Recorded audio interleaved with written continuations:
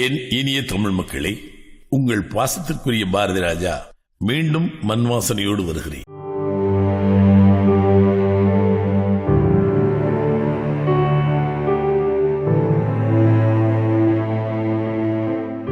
அவர் இன்றி கிடக்கும் கடிதங்களைப் போல ஆயிரம் ஆயிரமாய் இங்கும் அங்கும் கொட்டி கிடக்கின்றது எங்கள் கிராமத்து கதைகள்.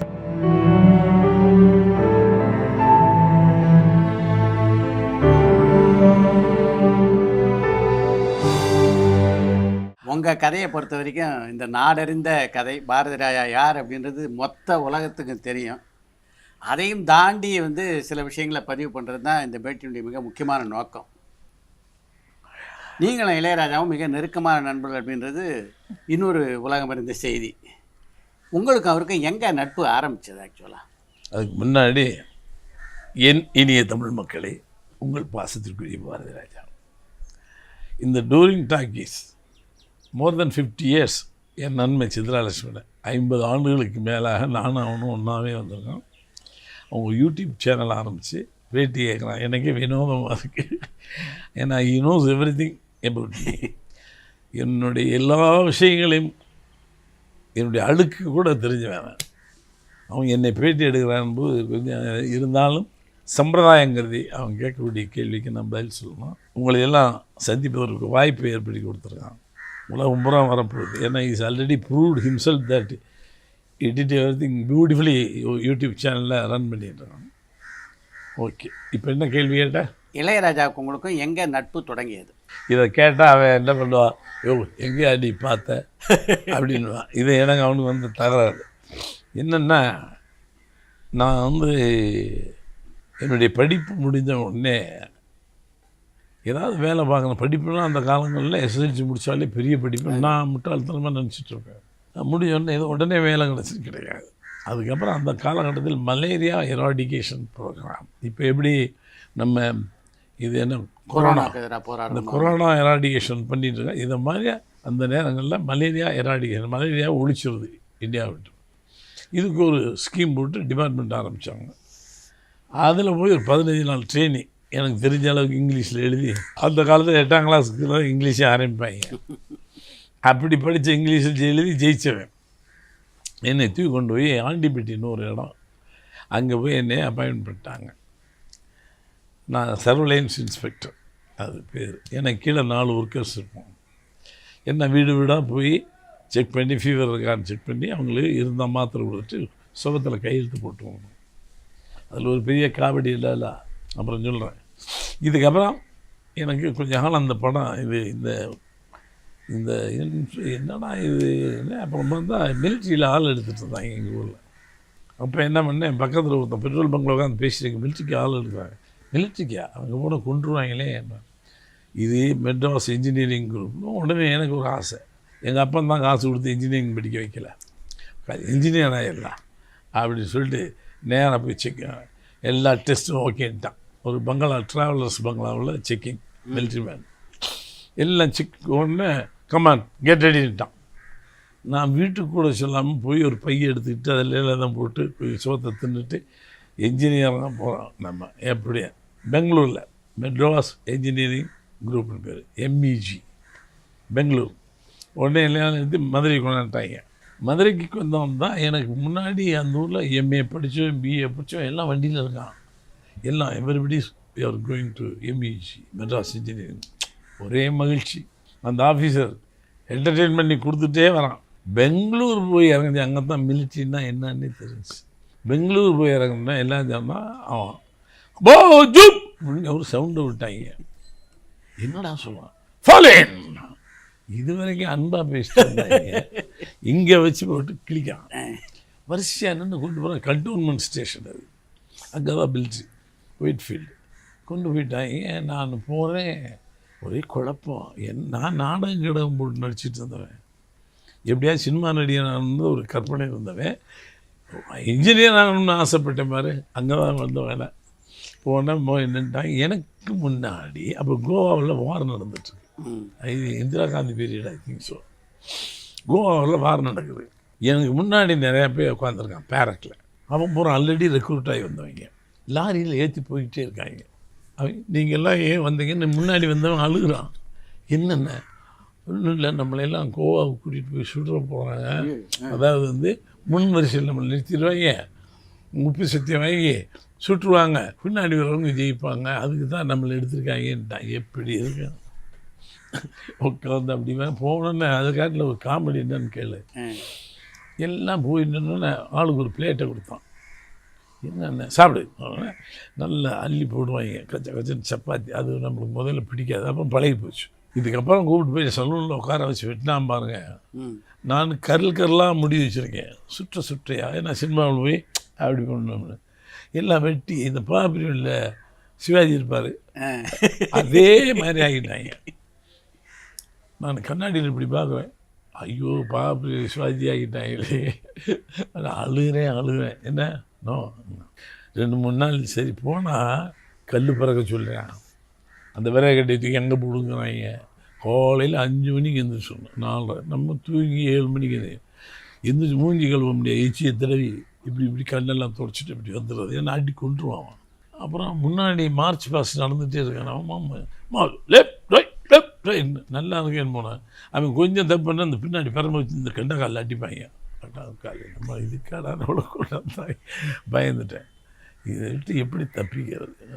அப்புறம் நான் போய் கெஞ்சிறேன் அந்த ஆஃபீஸர்ஸ்ட்டு. எல்லாம் ரெக்ரூட் பண்ணும்போது, சார் நம்ம இன்னும் பெரிய படிப்பு படித்த மாதிரி, நான் எஸ்எஸ்எல்சி, ஐம் சாரி, நான் சர்வேலன்ஸ் இன்ஸ்பெக்டராக வேலை பார்த்தேன் ஹெல்த் டிபார்ட்மெண்ட்டில், இங்கே வந்து மாட்டேன் please. So you need not go to ground போய் கல் பிறக்க வேண்டியதில் இங்கே உட்காருன்ட்டான். இதெல்லாம் காப்பி எடுத்துட்டான். அப்பா அங்கே உட்காந்து இவன் கொடுக்குறத காப்பி எடுக்கிறது நமக்கு தெரிஞ்ச இங்கிலீஷில் அழகா 1 வாரம் இருந்தேன். அதுக்கப்புறம் எப்படியே தள்ள போகிறாங்க, 1 மாதம் தான். அதுக்கப்புறம் எப்படி உள்ளே தள்ளிடுவாங்க. என்ன பண்ணுறதுன்னு யோசிக்கிறேன், அழுகையாக வருது.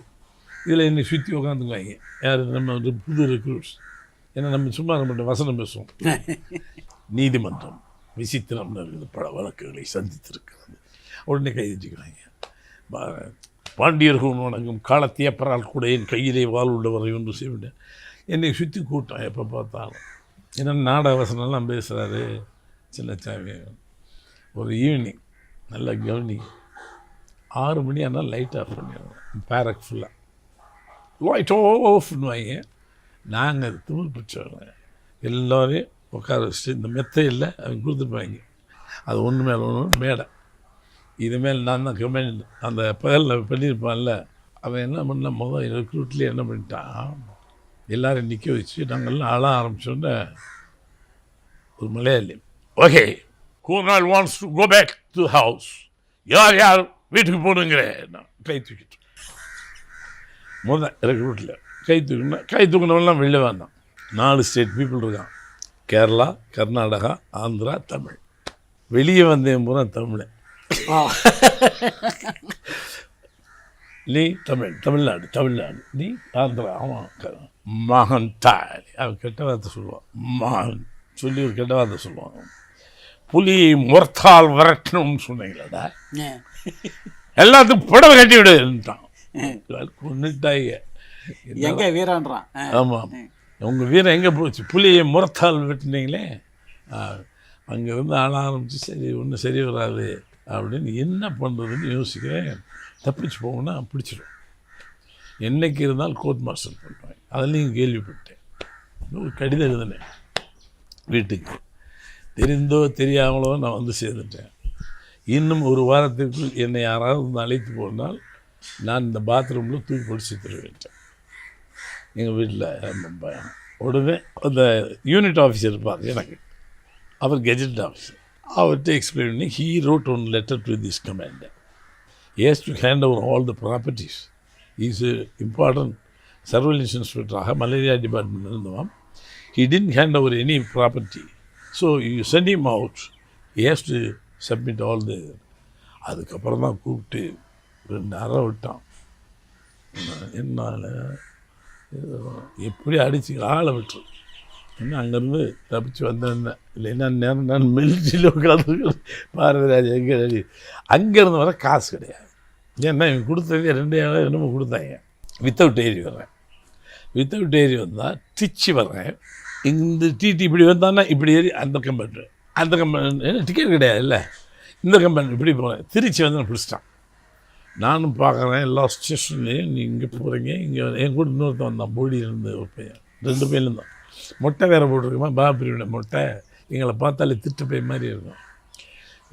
இறக்கி விட்டான் திருச்சியில். கதை கேளு. திருச்சியில் வந்து என்ன பண்ணுறது, நீ அடுத்து போகணும். ஒரு ரோமர் வாட்ச் எங்கள் அண்ணன் கொடுத்துருந்தான் மில்ட்ரியிலேருந்து. அதை கொண்டு ஒரு கடையில் ஒரு 10 ரூபா விடு, நல்ல வாட்ச். அவன் பார்த்தான், ரோமர் வாட்ச் இது காஸ்ட்லி, 10 ரூபா கொடுத்தான். அதை வாங்கி சாப்பிட்டு காசு சாப்பிட்டு ஒரு சின்ன டிக்கெட் எடுத்து திண்டுக்கல் வந்து எங்கள் அக்கா வீட்டுக்கு போய் அப்படி பயணத்தை இது பண்ணி திரும்பி வந்துட்டேன். இதுக்கப்புறம் நான் மறுபடியும் போய் ஜாயின் பண்ணும்போது ஆண்டி வீட்டிலேருந்து என்னை ட்ரான்ஸ்ஃபர் பண்ணுறாங்க பண்ணைப்புறத்துக்கு. பண்ணைப்புறம் எங்கே, நான் எனக்கு புதுசு. சரி பண்ணைப்புறத்துக்கு போனால் அங்கே ஒரு ஆத்திமரம், இப்படி ஒரு சின்ன சர்ச்சு, இந்த பக்கம் ஒரு பகுதி மக்களை ஒதுக்கி வச்சுருப்பாங்க. அது அந்த சைடில் இன்னொரு பகுதி மக்கள் அங்கே தேவாங்க. ஏன்னா அந்த காலகட்டங்களில் ஜாதி பாகுபாடு ஜாஸ்தி உண்டு. இப்போ தானே கொஞ்சம் எதுவும் இல்லாமல் இருக்கும். இந்த இதில் நான் போய் நான் ஒரு சின்ன ரூம் எடுத்து தங்கியிருக்கேன். அப்போ ஹார்மோனி சவுண்டு கேட்குது, தபேலா சவுண்டு கேட்குது. என்னடா இந்த ஊரில் வேண்டாம் போனால் அந்த தெரு ஒரு பர்டிகுலர் ஸ்ட்ரீட், அதில் இவங்க வாசிச்சுட்ருக்காங்க. யார்? இளையராஜா, பாஸ்கர், கங்கைமரன் முறை காசு போடுவாங்க. பாலவரராஜன் எனக்கு யாருன்னு தெரியாது, பாலவரராஜன் குரூப்.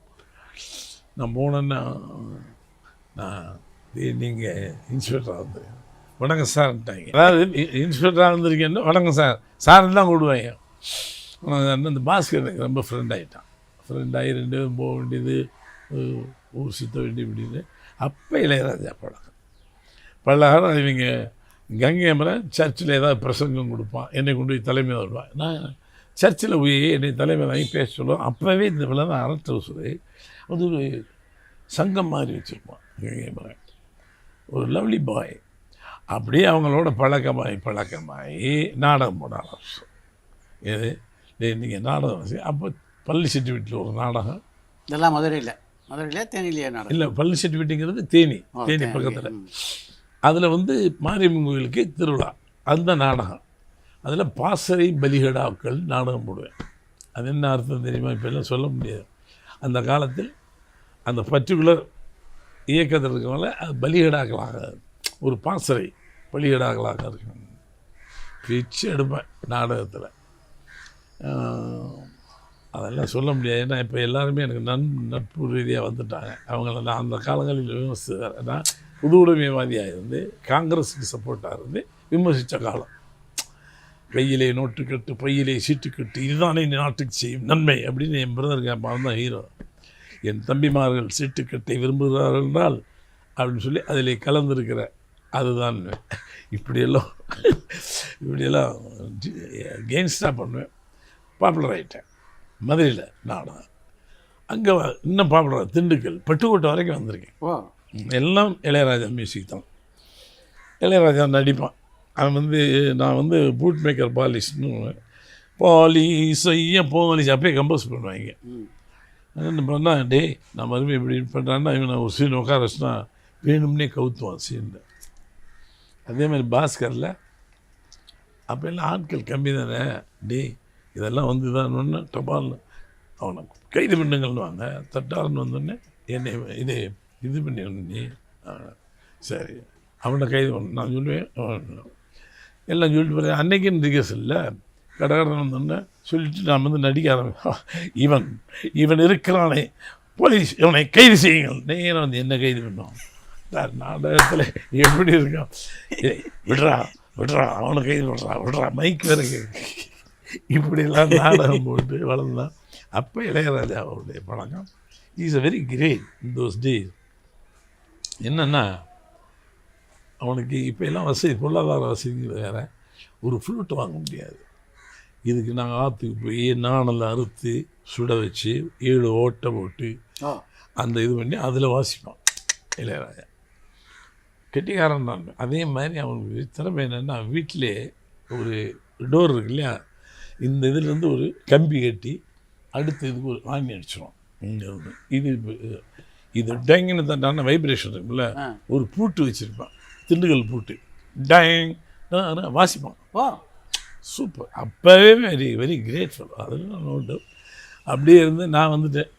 போங்கடா, நான் இருக்க மாட்டேன்டா, ஊருக்கு போகிறேன்.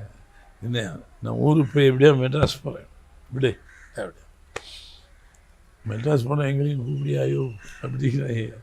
சரிடா போ, நான் போகிறேன். அப்புறம் நீங்கள் வீட்டுக்கு போனால் விடுவாங்களா? 75 ரூபா சம்பளம் வாங்குகிற நாய் அதை விட்டுட்டு வீடு கிடக்கிற கஷ்டத்தில் ஊருக்கு போகலாம். எங்கள் அக்கா சண்டை, எங்கள் அண்ணன் சண்டை, எல்லாம் சண்டை, ஒரே ட்ராமா. இன்றைக்கி ஆரம்பிக்கல, நம்ம சின்ன வயசுலேயே ஆரம்பிச்சிட்டோம். அப்படியே உட்காருவேன். வில்லேஜ் தானே, அந்த சோப் டப்பா, அந்த பவுடர் டின்னு சீப்பெல்லாம் இருக்கும், அது ஜன்னவெளி பிறந்துக்கிட்டே இருக்கும். டம் டம். என்ன பண்ணுறான், பைத்தியம் முடிச்சிச்சோம். இப்படி எல்லாம் பண்ணி தடார்னவே வசனம் பேசுவேன்.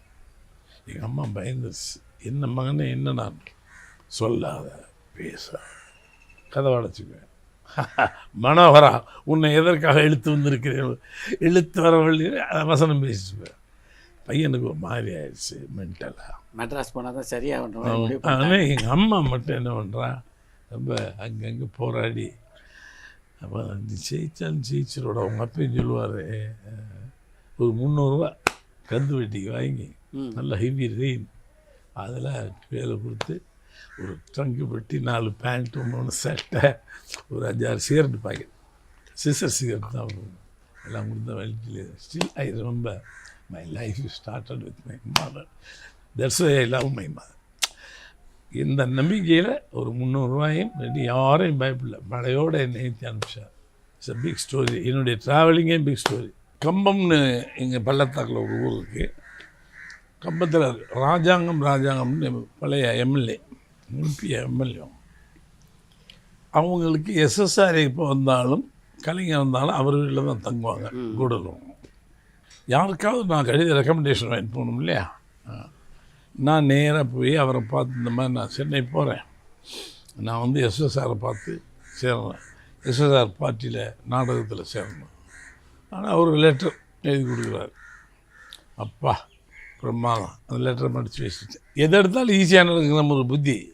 அதில் தான் லாரி எனக்கு இம்மிடியட்டாக போய் கொடுத்துட்டு சேர்ந்துடணும் நாடக கம்பெனியில், எஸ்எஸ்ஆர் நாடக கம்பெனியில். இந்த வண்டி எடுத்தான் பாரு நம்மால். அவன் யாருன்னா எங்கள் ஊருக்காரன், ஒரு எனக்கு வேண்டியவன் ஆசாரி. எதாலும் மாப்பிள்ளைன்னு கூப்பிடுவான். எங்கள் அம்மா ஏற்றி விட்டு போயிட்டான். மழை கொட்டுற மழை, பெரியவளம் தாண்டுறான். மழை கொஞ்சம் இதானோன்னு இவன் என்ன பண்ணுறான், கொஞ்சம் தாண்டி 10 ஆளுக்கு முன்னாடியே, மாப்பிள்ளை ஜுரம் மாதிரி இருக்குது, கொஞ்சம் ரெஸ்ட் எடுக்கிறேன். ஐயோ காலையில் நான் போனியா? இல்லை மாப்பிள்ளை கொஞ்சம் நேரம் தூங்கினேன், சரியாக. சரி லாரியை விட்டுருவேன், சரின்ட்டேன். நானும் மேலே அப்படி பார்த்துட்டு, இந்த கிளீனர்ஸு திரும்ப அவங்க சும்மா இருக்க மாட்டாங்கல்ல, என்கிட்ட பேசிகிட்டே அவங்க எங்கே போகிறீங்க அந்த மாதிரி. ஜெமினி கணேசன் வீட்டுக்கிட்ட தான் அதெல்லாம் இருக்குன்னு போய் சொல்லுவாங்க. யார் இவன் ஏதோ மெட்ராஸ் வந்து போகிறானா, ஜெமினி கணேசன் வீடு எங்கே இருக்குது, ஜெமினி கிட்ட தான் இருக்குது என்ன. நான் இதெல்லாம் கதை கேட்டுகிட்டே வரேன். சரி நான் வண்டி எடுத்துட்டுமான்னா, ஆமாடா சீக்கிரம் போய் சேரணுன்ட்டேன். இந்த விளக்கன்னைக்கு அரை வர வண்டி தெரியும். வண்டி எடுத்துட்டான். வண்டி எடுத்து போகிறோம். ரோடு ரிப்பேர்னு இந்த ரெட்டு லைட்டை போட்டு ரெட் ஃப்ளாக் போட்டிருக்காங்க. நைட்டு ஹெட்லைட்டு, யோ நிறுத்தியா, ரோடு டைவர்ஷன் கொடுத்துருக்காங்க. அப்படியே அம்மா ஐயோ இருந்து அப்புறம் ரிவர்ஸ் வந்து இப்படி போகணும். இந்த ரிவர்ஸ் வந்தான் பாரு நாய், பின்னாடி புளிய மரங்கள், அது ஒரு பள்ளம். அந்த காலத்தில் இந்த ரோடெல்லாம் கிடையாது இல்லை. ஐயோண்ணா என்னடா வண்டி கீழே பிரேக் அமுக்கலாம்ண்ணா. இதுக்குள்ளே இவன் நான் மேலே தட்டி மாப்பிள்ளைங்கிற அவன் கீழே வண்டா ரோலி மண்ணு அவனை போட்டு அடிச்சிட்டான். அப்படி காலை அமைக்கி கலடுறான்னு சொல்லி போட்டு கீர் எடுத்து வண்டி வந்துருச்சு. இது என்ன குடும்பம்னா, பெருவளத்தில் என்கிட்ட ஒரு 20, நான் வாங்கினது 300 சொல்லுவேன், ஒரு 20 ரூபா கூட டீசல் போட்டுறேன், அங்கே வந்து தர்றேன்னு இருக்கான்.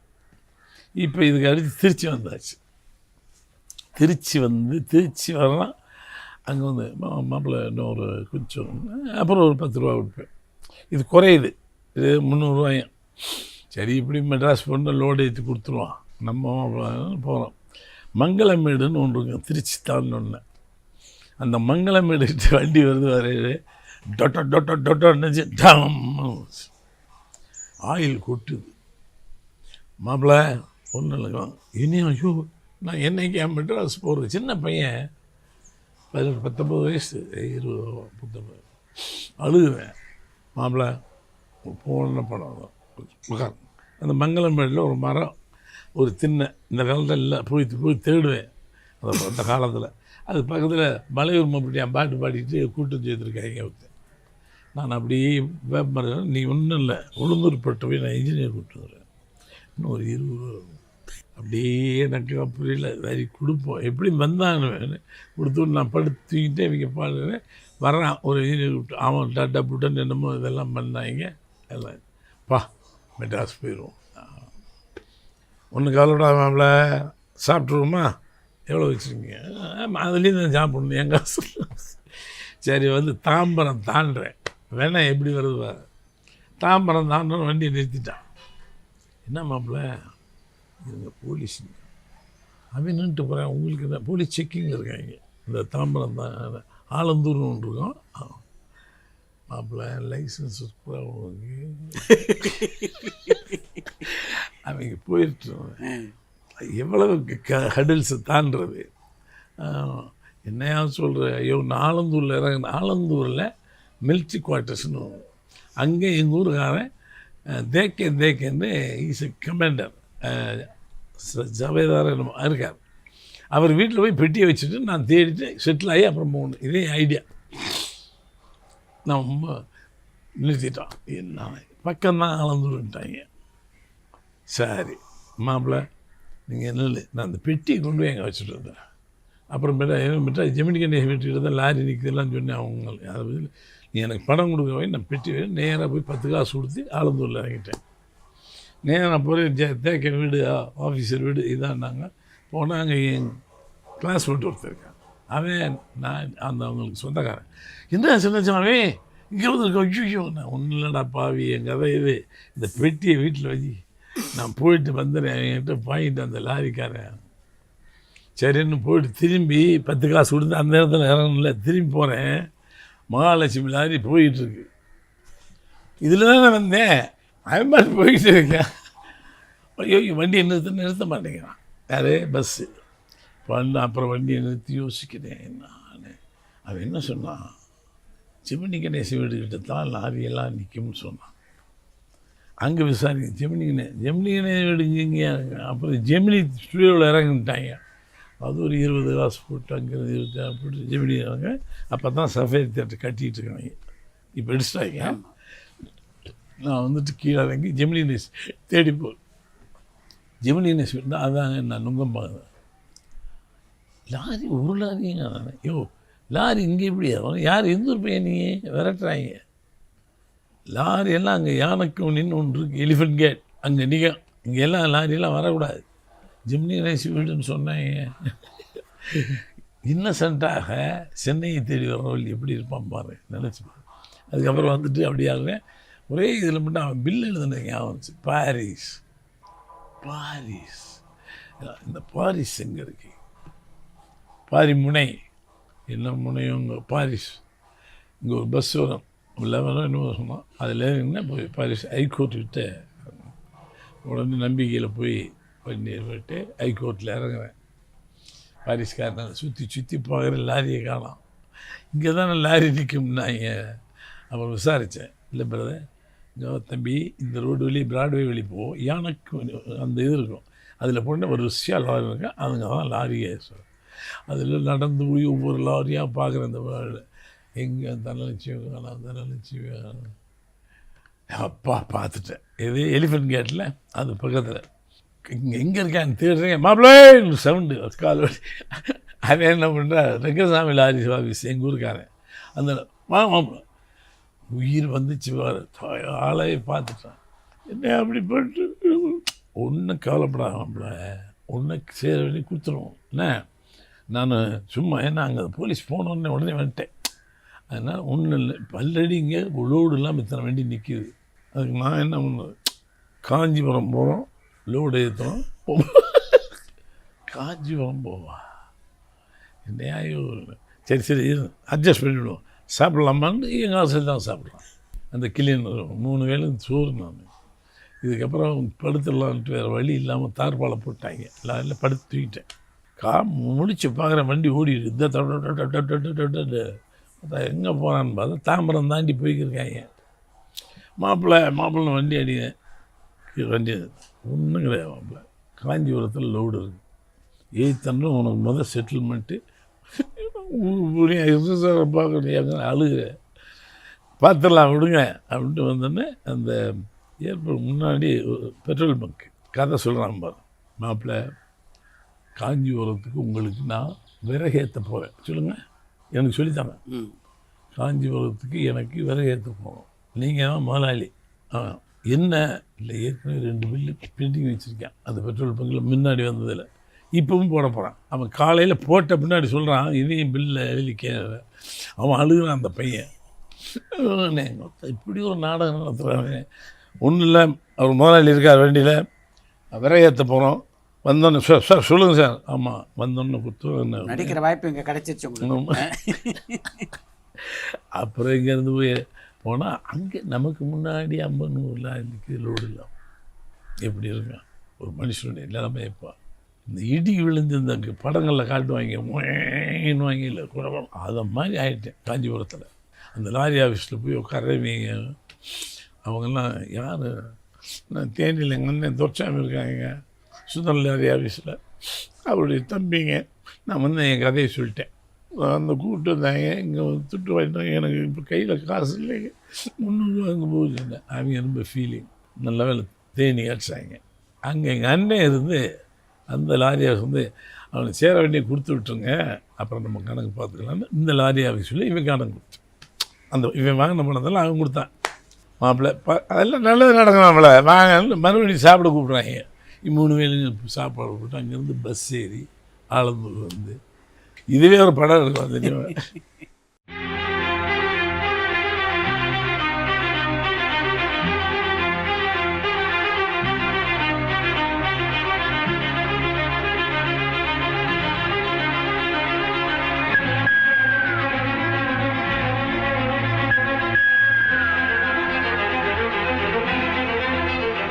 சினிமாவில் நடிக்கணும்னு தான் நீங்கள் முதல்ல வந்தீங்க. ஆமாம், நடிக்கணும்னு உங்களுக்கு ஆசை வந்ததுக்கு காரணம் நடித்தா பணம் சம்பாதிக்கலான்றதா இல்லை புகழ் சம்பாதிக்கலான்றதா? எதுக்காக?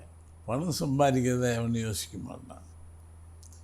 இதை நான் நிறையா பேட்டிகளில் சொல்லிட்டேன். இப்போ நான் ஸ்டடி 9th ஸ்டாண்டர்ட் 7 நாடகங்கள் காம்படிஷனில் எனக்கு நாடகம்னு என்னதுன்னு தெரியாத காலத்தில் ராமலிங்கம் பிள்ளைன்னு ஒரு தமிழ் ஆசிரியர் என்னுடைய வாய்ஸை பார்த்துட்டு அகராதித்தனமான செயலை பார்த்து வாடா விருதாப்பேலைன்னு தான் கூடுவார்.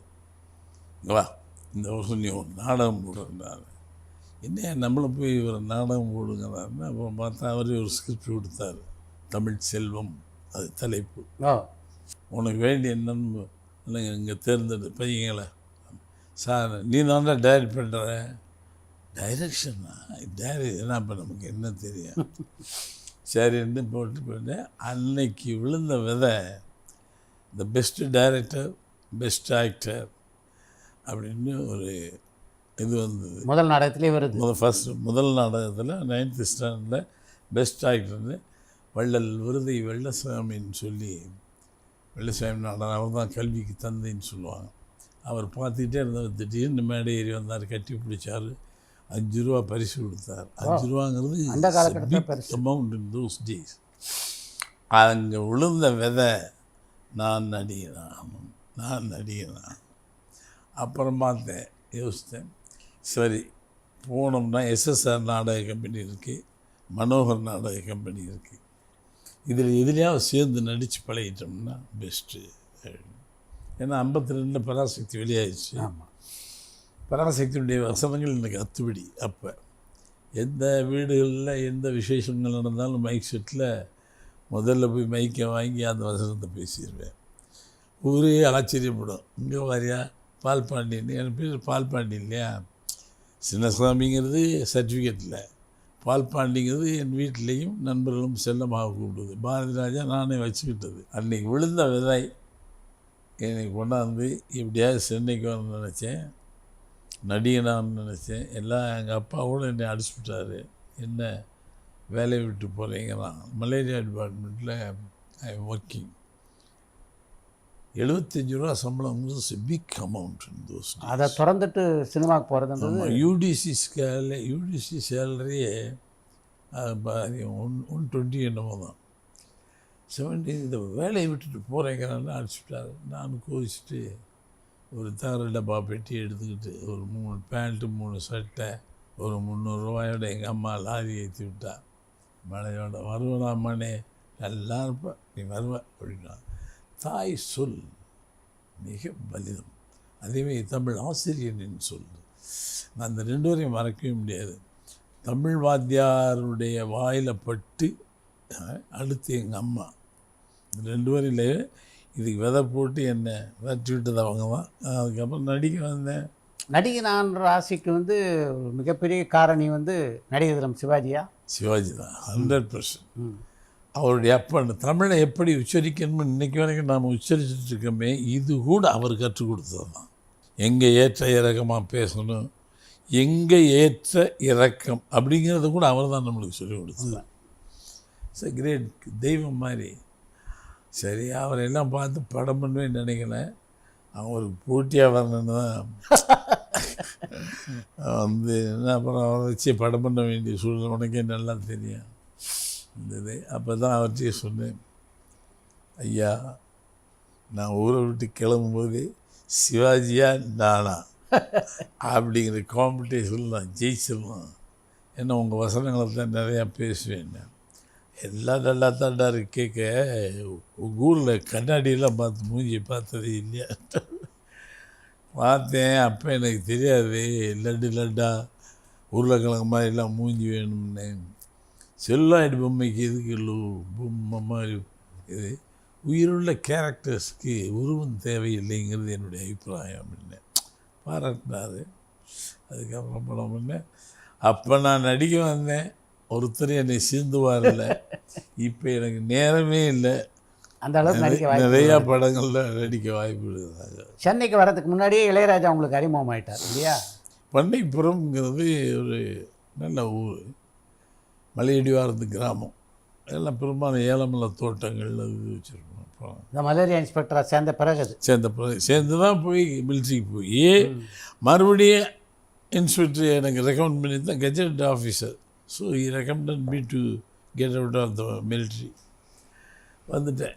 வந்தால் மியூசிக் வாசிச்சிருக்காங்க இவங்களை எங்கேயும் பார்த்துருக்கேன் முன்னாடி. எங்கே அரிசி கடையில் கம்யூனிஸ்ட் கட்சியில் பார்த்துருக்கேன். அப்போ இளையராஜா, பாஸ்கர், கங்கை முறை 3 பேர். எனக்கு முதல்ல பழக்கம் பாஸ்கர். அப்புறம் நல்ல வீட்டுக்கு போக ஆரம்பித்தேன். பெட்டி வாசிப்பேன், இங்கேயும் தபையில் வாசிக்குவான். அப்படி கொஞ்ச நாள் ஃப்ரெண்ட் ஆகிட்டோம். ஃப்ரெண்டான வேணாம் என் நாடகத்துக்கு நீங்கள் தான். நாடகத்துக்கெல்லாம் வாசிப்பாங்களான்னா போடாடி அன்னு பல் செட்டு வெட்டி நிறையா மதுரைக்கு தமுக மைதானம், திண்டுக்கல்ல ஒரு சீரரணி இருக்குது, தஞ்சை பட்டுக்கோட்டை வரைக்கும் வந்திருக்கேன். பல ஊர் போட்டிருக்கீங்க. தஞ்சாவூர், பட்டுக்கோட்டை, திண்டுக்கல் எல்லா இடங்கள்லையும் நாடகம் போட்டேன். எல்லாத்துக்கும் இளையராஜா மியூசிக். எல்லாத்துக்கும் இளையராஜா மியூசிக். அவனுக்கு கச்சேரியில் கொஞ்சம் நல்லா காசு கொடுப்பாங்க, நான் காசு தர மாட்டேன்.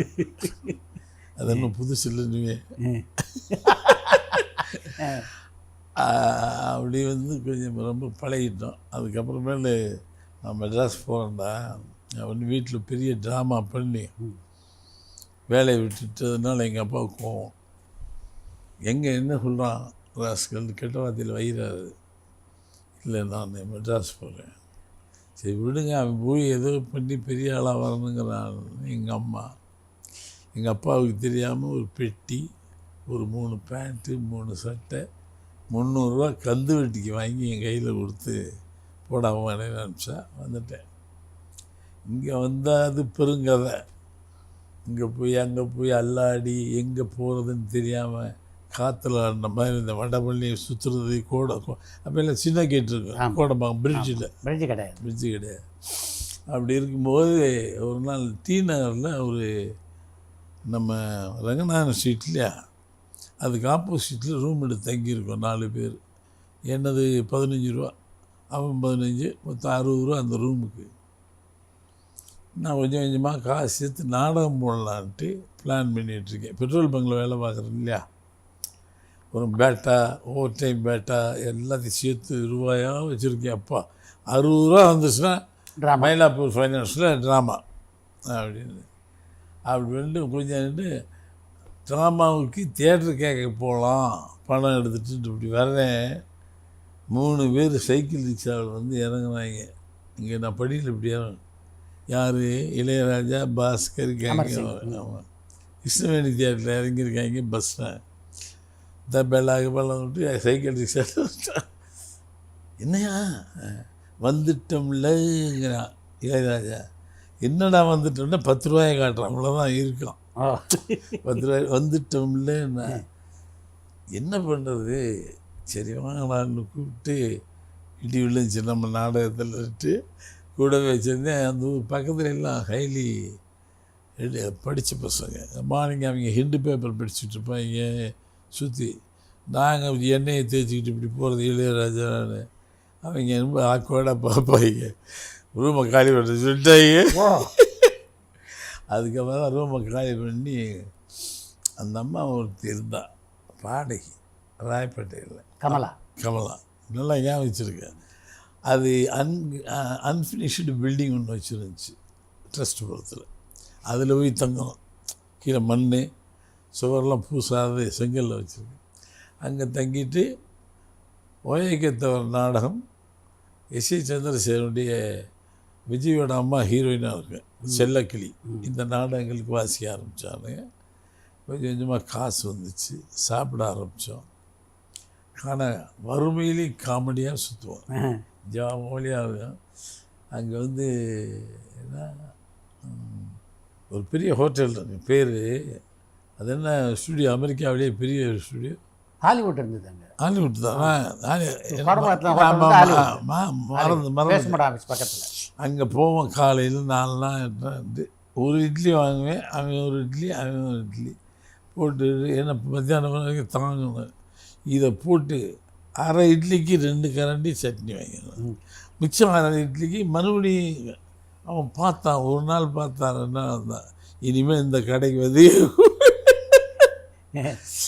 இதில் எங்கே பசிக்கு மத்தியானத்துக்கு தாங்கணுமேங்கிறதுக்காண்டி அடிக்கிறது. வெறும் சாம்பாரமாக கடைக்கு அப்படியெல்லாம் இருந்து கடைசியில் ராஜா சம்பாதிக்க ஆரம்பித்தான். ஜிகே வெங்கடேஷ்ட போய் சேர்ந்தான். அப்படியே கிட்டார் வாசித்தான். ஒன்று நல்ல பேர். அப்போவே ரெக்கார்டிங் போக ஆரம்பித்து 60 ரூபா வாங்கிட்டு வருவோம். அதை வச்சு சாப்பிட ஆரம்பித்தோம் கொஞ்சம் கொஞ்சமாக. அப்புறம் கொஞ்சம் நாள் ஆச்சு. ஒரு தனியாக ஒரு படத்துக்கு சேமிக்கிறேன். என்னென்ன படத்துக்கு சேமிக்கவா அப்படின்னு இவங்களாவது சினிமாவுக்கு. ஆனால் அவன் நேராக ஒரு சினிமா புக் பண்ணிட்டாங்க. அது பாதையில் நின்று போச்சு. இருந்தால் கூட பரவாயில்லன்னா அதுக்கப்புறம் தான் பழகும்போது பிஆர் சோமு படம் தானே, பிஆர் சோமு உயிரே உயிர் தான். அதுக்கப்புறம் அவர் பண்ணார். அப்புறம் கொஞ்சம் கொஞ்சமாக பழகி ஒரு நாள் பஞ்சு அருணாசலத்துக்கு பாம்குருவில் கூப்பிட்டு போய் இன்ட்ரடியூஸ் பண்ணி பஞ்சு இவங்க பாட்டை கேட்டு சந்தோஷப்பட்டு வச்சு அங்கே லிங்க் ஆனது பஞ்சு அருணாசலம். இன்றைக்கி பஞ்சுவை நினச்சா மனசு கஷ்டமாக இருக்கும். You know very well that we were mostly spend our time in Panchu's house.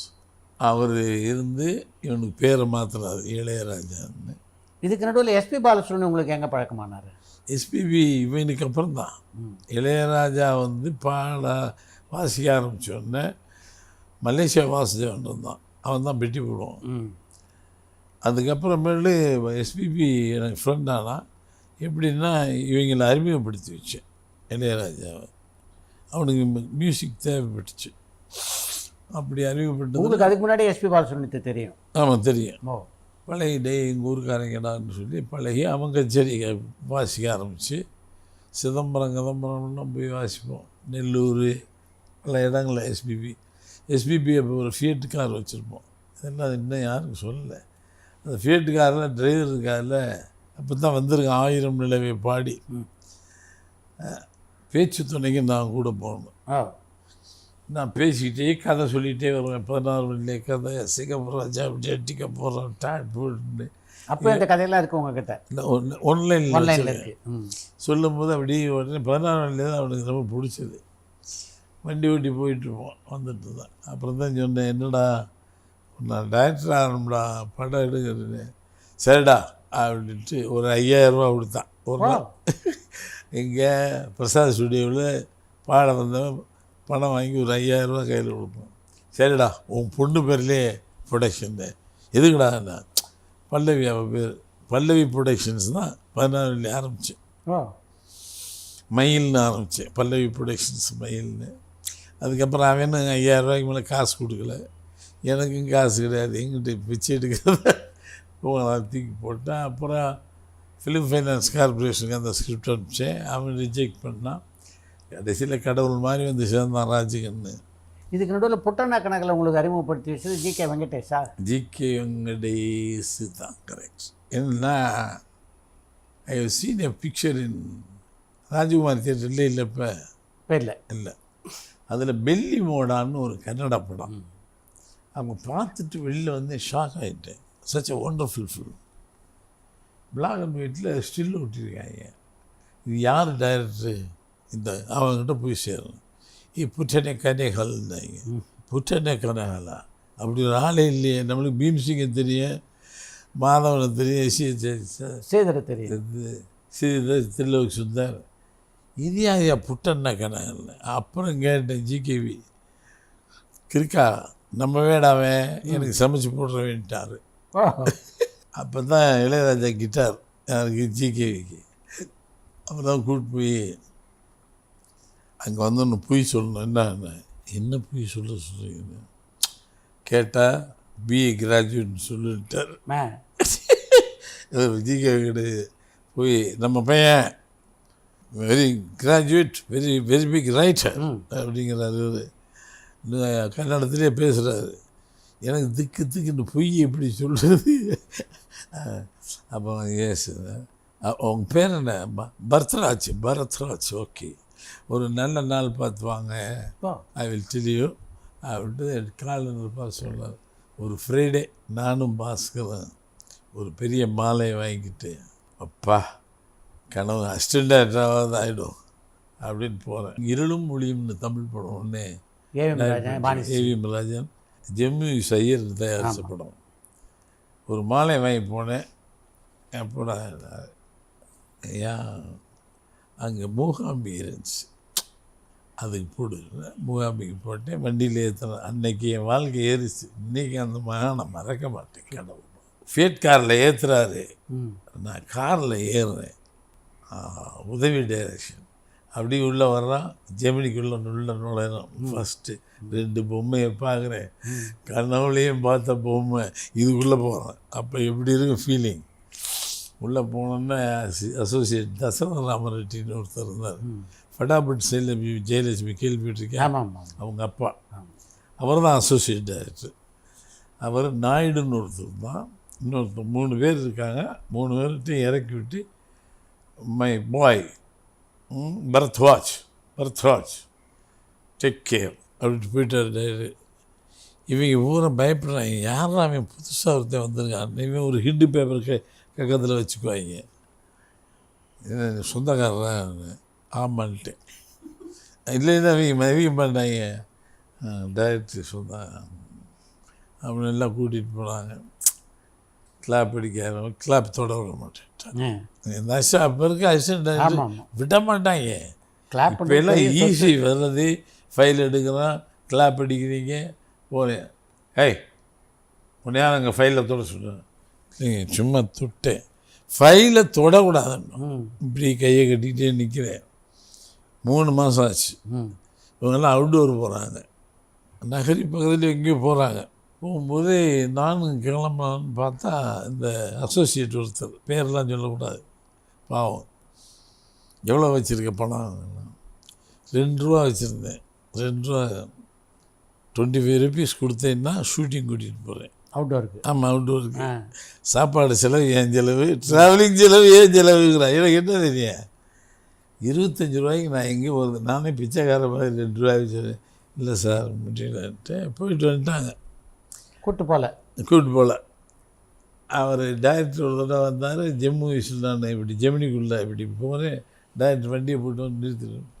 நீங்கள் என்ன பெரியவரா சார், ஏன் ஷூட்டிங்லாம் வரமாட்டீங்களான்னு.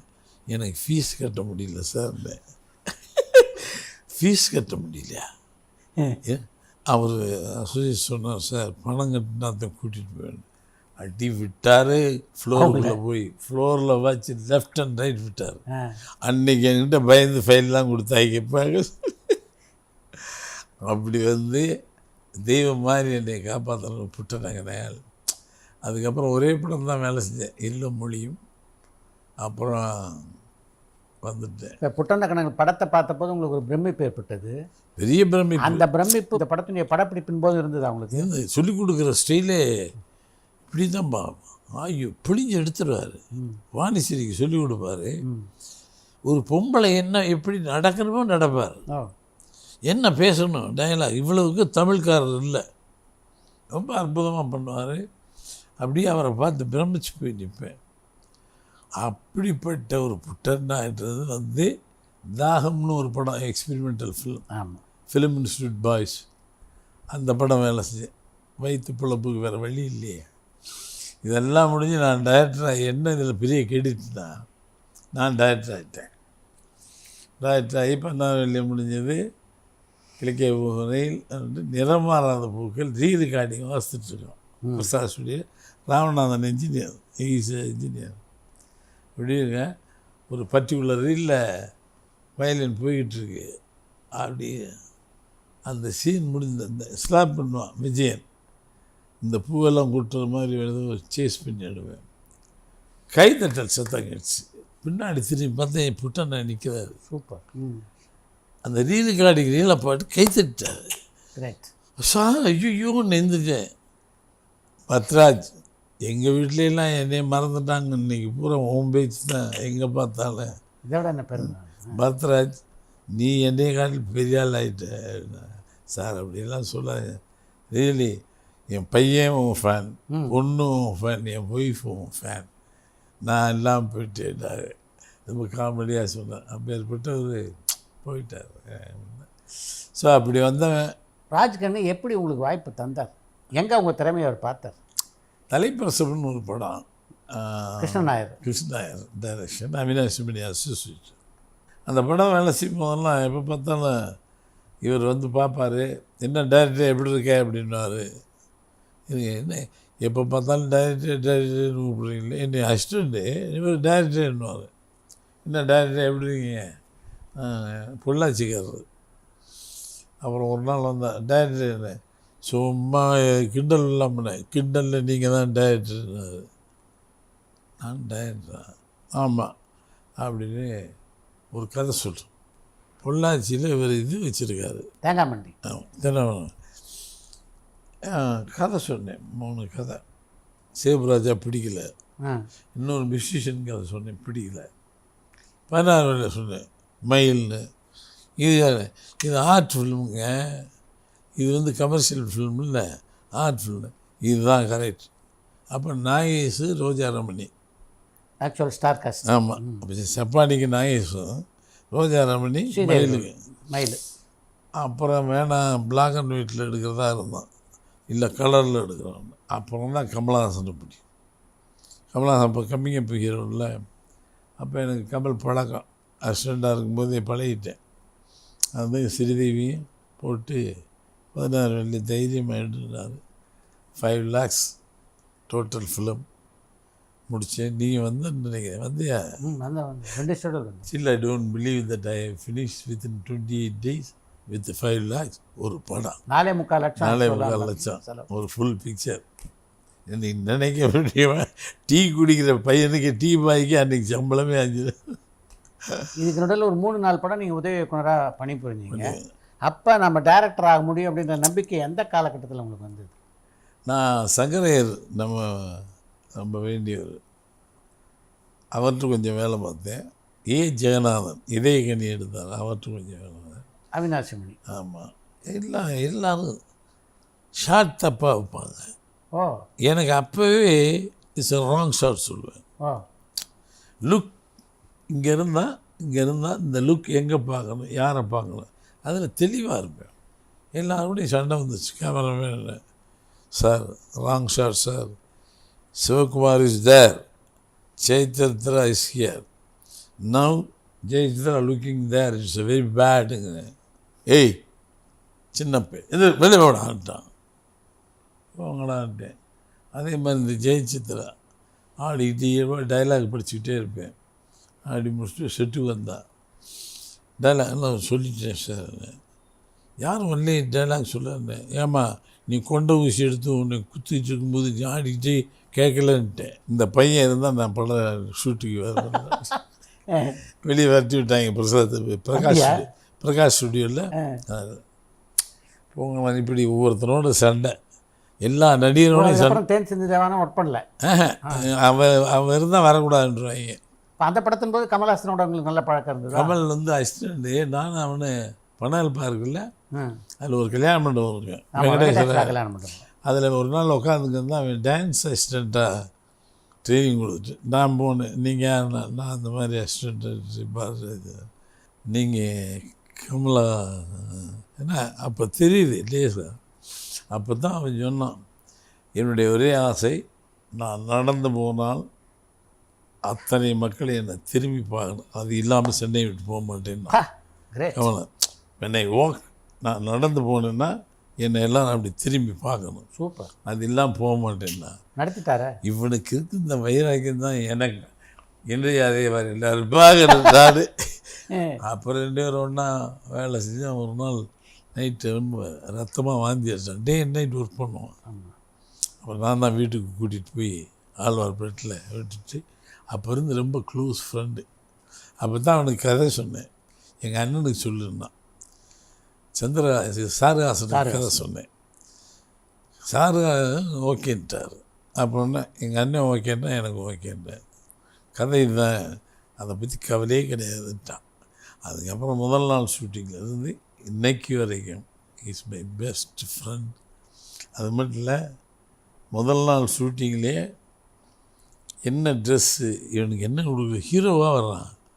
இந்த படத்தில் காக்கி சட்டை ஒரு கிழிஞ்சது, ஒரு வெத்தலை சப்பாடி இது மாதிரி கேரக்டர்னேன். இது 2 ஹீரோக்கள் இன்றைக்கி பெரிய ஹீரோக்கள். நான் அன்னைக்கு சந்திச்சு கதை சொன்னேன், கேவலமாக பண்ணிட்டேன், என்னை அனுப்பிச்சிட்டாங்க. 2 பேர் இன்றைக்கும் இருக்காங்க, நான் இன்றைக்கி ஹீரோ இல்லை, சொல்ல முடியாது பேரெல்லாம். ஆனால் இவர் நீ சொல்லு, டக்குன்னு சட்டையை கழட்டினா கீழே ஓட்டான், மிதித்தான், கல் எடுத்து குத்தினான், சாணி எடுத்து ரசிகலாம் போட்டு வெத்தலை வாக்கு போட்டான். ஆத்தா பையன் காக்குடு, இது ஓகே அண்ணா, அடி இதான்டா எதிர்பார்த்தேன். அச்சா அன்னைக்கு வச்ச இது சூப்பராக இன்றைக்கி வரைக்கும் படம் முடிஞ்சும் இன்றளவுக்கு மரியாதையோடு தான். சந்தைக்கு போனோம், ஆட்டா வையும் காசு விடு.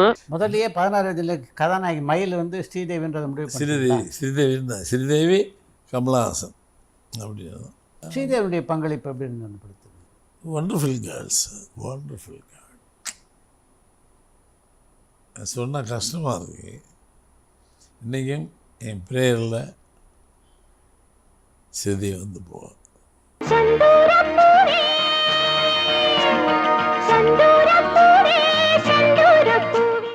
The locations, the way she cooperated with me. இன்றைக்கி பாரதி ராஜாவில் வந்திருக்கேன்னா இந்த கமலஹாசன், ரஜினிகாந்த், ஸ்ரீதேவி அவங்க நினைப்பாங்க நான் தான் அவன். இந்த 3 பேர் இல்லைன்னா நான் இல்லை, என் முதலாளி ராஜு. ஸோ சாமி கும்பிடும்போதே அவங்களையும் டெய்லி பிரார்த்தனை பண்ணிடணும். திங்கிற சாப்பாடு அவங்க சாப்பாடு, உட்கார்ந்துருக்க சோஃபா அவங்க, அதில் நோ டவுட். முதல்ல அந்த படத்துக்கான அழைப்பு வச்சிட்ட போது அதில் நிவாஸ் பேர் இல்லை. அப்போ வந்து கேமரா கர்நாடகாவில் RNK பிரசாத், முதல்ல நீங்கள் போட்டது RNK பிரசாத். திருவாரூரத்தில் தான் நாங்கள் கேமரா எடுப்போம். அவங்களுக்கு கேமரா அசிஸ்டண்ட்டாக வருவான் நிவாஸ். அப்போ நிவாஸோட பழகும்போது நிவாஸுடைய சில வேலையில் பிடிச்சி அவன் நானும் உட்காந்து பண்ண ஸ்கிரிப்ட் தான் மயில். இந்த மயிலுங்கிற ஸ்கிரிப்டுக்கு அவர் கான்ட்ரிபியூஷன் இருக்காது. இல்லை, நான் சொல்ல அவன் இங்கிலீஷில் எழுதுவான். ஓ, எனக்கு இங்கிலீஷ் தெரியாதுல்ல. என்எஃப்டிசி ஸ்கேன் பண்ணி என்எம்டிசிக்கு அது ஆழ்வார்பேட்டையில் ரூம் இருக்கு. அப்போ ஒரே ஒரு லாட்ஜ். அந்த லாட்ஜில் உட்காந்து போலீஸ்காரன் வருவான், விரட்டுவான். ஏன்னா பொம்பளை இது நடக்குதுன்னு. அப்படியெல்லாம் கஷ்டப்பட்டு ஒரு 2 பேர் வந்தான். Nivas wonderful cameraman. அப்படி ஃபஸ்ட்டு கேமராவில் பேர் வாங்கினது நிவாஸ் தானே தமிழ்நாட்டில். எக்ஸ்ட்ரா ஒன்று. கடைசியாக ஒரு கவலை என்னென்னா, அவன் ஒரு வீடு கட்டிகிட்டு இருந்தான் காலிக்கட்டில் பக்கத்தில். ஒரு வாரத்துக்கு முன்னாடி பேசுகிறேன், என்னடா உன்னை பார்க்காம என்னமோ இருக்குது, நான் இப்போ பெரிய டைரக்டராக வந்துட்டேன் நிவாஸ், தூங்கும் போதெல்லாம் நீ என் கண்ணுக்கு வர்ற, உன்னை நான் வந்து பார்க்கணும், ஏதாவது நீ ஒன்றும் பண்ண வேணாம் வா அப்படின்னா. போகலாம், ஒரு வாரத்துக்குள்ளே போகலாங்கிற இந்த பரட்டை பாத்திரத்துக்கு அதுக்கு முன்னால் ரஜினிகாந்துக்கு முன்னாடி வேறு வேறு நட்சத்திரம் நீங்கள் யோசிச்சிங்க இல்லையா? பரட்டைக்கு வந்து ரஜினி ஒரு மலையாளி வில்லன் இருந்தான். அவனை போடுறதா இருந்து விட்டுட்டு ஒரு நாள் பூஜைக்கு வந்தார் ரஜினி. இது பிரசாத்தில் ஏதோ ஒரு பூஜைக்கு. பாலச்சந்திரன் ஒரு பைக்கில் பின்னாடி உட்காந்து வந்தான், மோட்டர் பைக்கில். இருந்தால் முடி எனக்கு பிடிச்சிருச்சு. அவன் யார் ஆவான், முடி இப்படி வச்சுருக்கான். கரண்ட் போய் இறங்கி பூஜைக்கு யார் போடமோ அது மேக்கப் போட்டுட்டு இருந்தார். கேட்டுருவோமா நடிக்கிறாருன்னு அப்படி போகணும். உள்ளே போன நான் சொல்லு இல்லை, ஒரு ஆர்ட் ஃபில்ம் பண்ண என்ன துட்டு கேட்டுருவாங்களே. ஒரு ஆர்ட் ஃபில்ம் ஒன்று பண்ணிகிட்ருக்கேன். அதை நீங்கள் art film okay, I don't அதை பற்றி பரவாயில்ல, ஒவ்வொரு சேலரி அவனுக்கு துட்டு தான். இட்ஸ் ஆர்ட் ஃபில்மு, நிறையா செலவழிக்க முடியாது. Okay, give me 5,000. 5,000 அதுவே பெருசாக தெரியும். ஆமாம், 4 ஓகே 3 ஓகே 3 ரூபாய்க்கு அந்த 3 ரூபாய் நின்று 500 ரூபா கொடுக்கலன்ட்டு இன்றைக்கும் மேடையில் பிராணத்தை வாங்குவான். பாரதி அந்த பேலன்ஸ் 500 வரவே இல்லை. அப்படி அந்த 3 ரூபாய் வந்து அவன்லாம் இருந்து என்னை காப்பாற்றினான். நல்லா மேன், கிரேட் ரஜினி.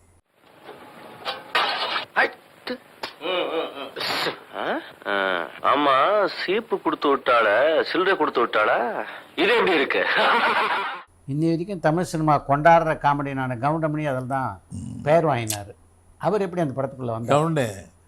கவுண்டை நாடகங்கடா நினச்சிட்டுப்பான். அந்த எல்டாம் ஸ்டோரில் இவனை எப்போ பார்த்தாலும் பார்ப்பேன். குள்ளமணி 92 இவங்கெல்லாம். அப்போ தான் என்னடா பண்ண நாடகத்துக்கு கிழிக்கிறாங்க, வா வா சினிமாவுக்கு. அவனுக்கு ஷாக் ஆகிட்டான். சினிமாவுக்கு நடிக்க கூப்பிட்றாரு. நான் தான் சொன்னல, நான் டைரக்டரானா சினிமா எடுத்தால் நீ இருப்பேன்னு அப்படின்னு சொல்லி கூப்பிட்டு கொண்டு வந்தேன். ஜனா அப்படி தானே, ஜனகராஜ். முதல் படத்திலேயே பாக்யராஜுடைய திறமையை உங்களால் அடையாளம் கண்டுகொள்ள முடிஞ்சுதா? இல்லை சார், அவன் வெரி இன்டெலிஜென்ட் ஃபெல்லோ. பாக்யராஜ் சொல்லி காப்பி எடுக்க தான் அதில் வந்தார். சில சீன் சப்பானி எழுதுவேன். இந்த மயில் கழுத்தை பிடிச்சா இது இந்த சீனை எக்ஸ்பிளைன் பண்ணி எழுதுறாங்க. போய் எழுதிட்டு விட்டான். வாத்தை கழுத்தை பிடிச்சி தான், கோழியை காலை பிடிச்சி தந்துக்கணும்னு பார்த்தேன். அப்போ தான் பார்க்குறேன், எந்த ஊர்றானே, கோயம்புத்தூர் எதுனா வெள்ளையாம்பட்டி என்னவோ சொன்னான். சூப்பர், எல்லாம் நீ எழுது. கலைமணி எழுதுவார், வெள்ளைக்கோயிலில் வருது. வெள்ளைக்கோயில் எழுதுவார், கலைமணி எழுதுவார், நான் கொஞ்சம் சேர்த்துட்டு இவனதை சேர்த்து விட்டுருவேன். அப்படி வேலை பெரிய is a very great writer. ஒரே ஒரு டைலாக் இன்றைக்கி நான் மேடையில் கூட சொன்னேன், யாருமே சிந்திக்க முடியாது. ரத்தியாக்கி நீ ஒருத்தர் பெரியவார் போடல. இல்லை, முதல்ல ஒன்று நடிகனாகிறதுக்கு யாரும் ஒத்துக்கல. நான் பார்த்தேன், ஒரு கண்ணாடியை வாங்கி இப்படி மாட்டினேன், பேண்ட்டை கழட்டு சார், இப்போ வேஷ்டியை கட்டு, ஒரு ஜிப்பாக இருந்தால் விடுவணுங்க, இவன் தாண்டா வாத்தியார்ன்ட்டேன். அவனுக்கே புரியல, என்ன சொல்கிறீங்க, நீ வாத்தியாடா, என் படத்தில் நீ தான் ஹீரோ. சார் வந்து உங்கள் சொந்த படம் சார். ஆமாம், அதனால தான் சொல்கிறேன், நீ தான் ஹீரோ சுமார். உடனே எல்லா பேரும் சார் ஆள் இப்படி இருக்கேன், இவனை போயிட்டான். அவனை ஒரே வாரத்தில் தேத்துறேன்பார். டெய்லி ஒரு அசிஸ்டன்ட் போகணும், 2 பீர் பாட்டில் வாங்கி அவனுக்கு கொடுத்துரு, குடிக்க சொல்லு. காலையில் மத்தியானம் சாப்பாட்டுக்கு முன்னாடி ஒரு பீர் பாட்டில், நைட்டு ஒரு பீர் பாட்டில். ஒரே வாரத்தில் அவனை பீர் சாப்பிட்டா நல்லா. அப்புறம் எல்லாம் வந்துட்டு அவன் ஹீரோ. இவன் ரதிக்கு தெரிய இது வந்துட்டு ஊருக்கு போகிறான். போயிட்டு வந்து இவளை கூப்பிட்டு போகலாம்.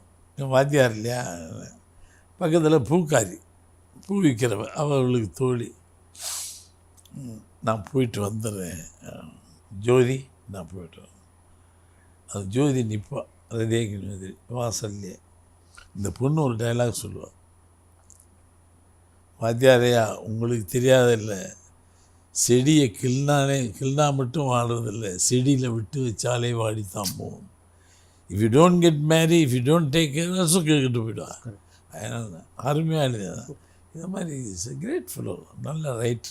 16 வயதிலே திரைப்படத்தை முழுமையாக பார்த்தபோது உங்களுக்கு எப்படி இருந்தது முதல் முறை பார்த்தப்போ? எனக்கு ஒரு சின்ன டவுட்டு, படம் ஓடுமா ஓடாதான் டவுட் இருந்தது. ஏன்னா என்னை கிண்டல் பண்ணிட்டான், கோணத்தை கட்டி படம் எடுக்கிறேன். அன்றைக்கி இந்த 2 டைரக்டர், பெரிய டைரக்டர், என்ன கமல் கோவணம் கட்டி நடிச்சிருக்கியா, கோவணம் கட்டி படம் எடுக்கிறேன் ஒரு டைரக்டர், நீ போய் நடிப்பியா? ஏன் எனக்கு பயந்துட்டேன். அப்புறம் படம் பார்த்தேன். இந்த படம் ஓடலைனாலும் ஏன் திருப்தி எடுத்திருக்கேன். இதோடு நான் ஊருக்கு போய் ஆடு மாடு மேய்ப்பேங்க தவிர நான் இங்கே வேணும். ஆனால் என்னமோ லக்கிலி அந்த படம் இவங்க எதிர்பார்த்ததுக்கு மேலே ரிலீஸ் ஆன அன்னைக்கு ஓவர் நைட் பாப்புலர் ஆயிடுச்சு படம். அப்புறம் 2 நாள் கழிச்சு எங்கே பார்த்தாலும் பாரதிராஜான்னு பேர் இருந்துச்சு.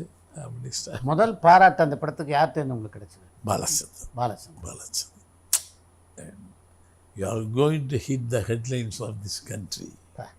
அவர் எழுதின கடிதம் வச்சுருக்கேன், உங்கள்கிட்ட இருக்குன்னு நினைக்கிறேன். Bharathi Raja, you are going to hit the headlines of this country. அப்பவும் கேட்டுருக்காரு, இந்த செடி இப்படி தான் முளைச்சிச்சு, இந்த செடி புதுசாக எப்படி வந்துச்சு கேட்டாரா சாரதாசின்ட்டு. கடைசி வரைக்கும் எனக்கு உறுதுணையானது அந்த ஆள் தானே சார். யார் எவன் என்ன சொல்கிறானோ கடைசி வரைக்கும் இந்த கையை நான் விட மாட்டேன். முதல் படம் இத்தனை நட்சத்திரங்களை வச்சு பண்ணீங்க, 2வது படம் புதுமுகங்களை வச்சு பண்ணணும்னு எதனால் உங்களுக்கு தோணுச்சு? அதில் கமலஹாசன் ஸ்ரீதேவி தான் கிழக்கே போகிறேன். இவங்க டேட் இல்லை, தடுமாறுறாங்க. சரி எதுக்கடா டே, என்ன பெரிய நடிப்பு, யாரை வேணாலும் ஒன்று. அப்போ நான் பெரிய ஆர்டிஸ்டினுடைய ஒரு சிஸ்டர் புக் பண்ணியிருக்கேன். பேர் சொல்லக்கூடாது தான் பயமாக இருக்குது. அந்த பொண்ணை புக் பண்ணிட்டு நான் போயிட்டேன். ஹீரோயினுக்கு Vijayan assistant director, Bhagyaraj assistant director. முதல்ல மாதவி நடிக்கிறதா இருந்தது. மாதவி இருந்தது. மாதவிக்கு அப்புறம்தான் இந்த பொண்ணை இது பண்ணிட்டு மாதவி டேட்டில் நான் ஹைதராபாத்தில் பிஸியாக இருக்கேன். இந்த பொண்ணு வரும்னு பார்த்தா வரல. கேட்டால் எம்ஜிஆர் கான்ட்ராக்ட் போட்டு எடுத்துகிட்டு போயிட்டார். உங்களோட டேன்னு நிவாஸ் இப்படி ஒரு சின்ன ட்ராவல் இந்த கேரளா சைடு போகுமா, என்ன கேரளாவில் ஹீரோயின் பிடிப்போம். அவன் சிரிக்கிறான், எப்படியா ஹீரோயின் தேடுவாங்கன்னு. இல்லை நீ வா. அப்புறம் சரி வா மெட்ராஸ் போகலாம். திரும்பி இங்கே வந்த பின்னாடி தான் ஏஜெண்ட்டை வச்சு கேட்டேன். அப்போது குசலகுமாரியாவை அந்த டான்ஸர் ஜெயக்குமாரி அவன் சிஸ்டருக்கு 7 சீட்டு வந்தான். இந்த ஆல்பத்தை புரட்டிகிட்டே இருந்தேன். உன் சிஸ்டர் இதே பெரிய டான்ஸர் ஆச்சு அப்படின்போது ஒரு சின்ன ஸ்லிப் கீழே விழுந்துச்சு. அந்த ஃபோட்டோவை இப்படி எடுத்து பார்த்தேன். இது யாருன்னு கேட்டேன். அது சிலோனில் வந்திருக்கு, அந்த பொண்ணு லண்டன் போய் படிக்க போகுது, இந்த பொண்ணை நான் பார்க்க முடியுமான்னு ஷாக் ஆகிட்டாங்க. கடைசியில் பெசன்ட் நகரில் தூக்கு போட்டு செத்தான் ஒருத்தன். அந்த வீட்டு பக்கம் யாருமே போக மாட்டாங்க. அந்த வீட்டில் குடியிருக்காங்க இவங்க ராதியா. நான் இங்கேருந்து நான் ப்ரொடக்ஷன் மேனேஜரு யாரும் போனால் இந்த பொண்ணு தண்ணி அடிச்சிட்டு இருந்தேன் செடிகளுக்கெல்லாம். கண்ணங்கரைன்னு இருப்பான். எக்ஸ்கியூஸ் மீ, ஏன்னா நம்ம இங்கிலீஷில் பேசணும், இது வேறு. உடனே அந்த ஹோஸ் பைப்பு கீழே போட்டு ஓடி போயிட்டேன் வீட்டுக்குள்ள. நான் போனேன்னா அவங்க அம்மா வந்துச்சு, நான் பாரதி தெரியுங்க 16 வயதில் பண்ணி பெரிய லெவலுக்கு போயிட்டுருக்கு. ஏன் அந்த பொண்ணு இப்படி ஓடுது? அவங்க 2 பேரும் சிங்களத்திலே பேசி பெரிய சண்டை. அப்புறம் வெளியில் வந்துச்சு, ஒரு சின்ன டவல் கிடந்தது, தூக்கி இப்படி போட்டு, நீ வந்தியா? இல்லை, நான் அப்போ வரல, ஸ்டில்ல பார்க்கும்போது நான் இருந்தேன், ஆரம்பத்தை பார்க்கும்போது. இந்த டவல் மேலே போட்டு பார்த்தேன். ஓகே, கொஞ்சம் புலியூர் சரோஜாக்கிட்ட சொல்லி கொஞ்சம் ரிதம் சென்ஸ் பார்ப்போம் அப்படின்னு இவன் உள்ளே போன சண்டை போட்டான் ராதியா. why that fellow is penetrating me like this அப்படி. அந்த அம்மா என்ன சொல்ல எனக்கு தெரியல. நான் கேட்டேன், ஏன் என்னையும் ஊற்று பார்க்குறான் தான். சரி கிடக்கா விடு. அவங்க அம்மாவுங்க ஒன்றும் இல்லைம்மா, நடிகை வைக்கலாம் பார்க்குறேன், முடிஞ்சுன்னா இந்த வாங்க ராஜிகண்ணா விஸ்க்கு இது பண்ணிட்டு போயிட்டோம். அங்கே வந்து புலியூர் சரோஜெல்லாம் டைம், அது டைமிங் இருக்க பார்த்தா தத்தகாரம் போட்டால் செஞ்சா ஓகேன்ட்டேன். ஓகேன்னு சொல்லி ஹீரோயின் ஓகே போகலாம். அவன் நிவாஸ் அப்போல்லாம் இந்த ஈசிஆர் ரோடு கிடையாது, சிங்கிள் ரோடு, மணலாக இருக்கும், முந்திரி காடு மணல். இங்கே எங்கேயும் ஒரு கோவில்கிட்ட வச்சு ஒரு க்ளோஸ்அப் எடுக்கிறேன். அங்கே போகிற இது மேட்டுப்பாளையம் போகிறதுக்கு முன்னாடி அவன் நிவாஸ்க்கு உடன்பாடு இல்லை. How you select this girl, man? என்ன சொல்கிறேன், you see the through camera. நான் இப்படி பார்த்தேன், நல்லா தயார் நான். அவன் சி லுக் லைக் பம்கின்னா. பம்கின்னா என்ன, நீ இங்கிலீஷில் சொல்கிற பூசணிக்காம இப்படி தான் எங்கள் ஊரில் இப்போ கிராமத்து பிள்ளைகள்லாம் இருக்கும் அப்படின்ட்டு இவனை அடித்து பேசணுமே. இப்போ இது எங்கள் ஊரில் கிராமத்து பிள்ளைகள் அப்படி தான் இருக்கும், தொம்புக்குன்னு இருக்கும். சரி எனக்கு ஒன்றும் இல்லைன்ட்டா ஓகே. ரயில் ஏற்றி போகிற தூங்கலை, ட்ரெயினில் மேட்டுப்பாளையம் போகணும், கோயம்புத்தூர் போய் கோயம்புத்தூர் வரணும். நான் மேலே பர்த்தில் இருக்கேன், கீழே அவங்க அம்மாக்கிட்ட பேசிகிட்டே வருது இது பொண்ணு. வாய் இங்கே வரைக்கும் போகுது, காது வரைக்கும். இதை வச்சு படம் எடுக்க நம்மளோட தைரியமாக போகிறவே நடக்கும். கையாமையான்னு சிங்களம் இங்கிலீஷு, சிங்களம் இங்கிலீஷு.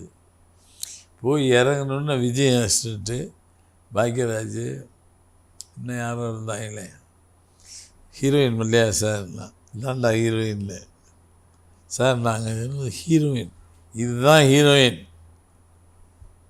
அவ்வளோ ஃப்ரீஸ் ஆகிட்டாங்க. இந்த படம் இப்போ தான் சக்ஸஸில் ஓடிட்டுருக்கு. 2வது படமே இப்படி பண்ணாருன்னா அவர் எப்படி அப்படின்னு இப்போ போனால் ஒருத்தனுக்கும் உடன்பாடு இல்லை. இல்லைடா சரியாக இருக்குங்க. என் பொண்டாட்டி வேறு வந்திருக்கா, ஹீரோயின் பிடிச்சிட்டு வந்தவார், ஹீரோயின்ட்டா என்ன அடி எல்லாருமா சேர்ந்து ரொம்ப கூப்பிட்டு ஃபஸ்ட் ஷாட் வச்சேன். தம்முக்கு தக்கடி தகம் பிஜிஎம் அது.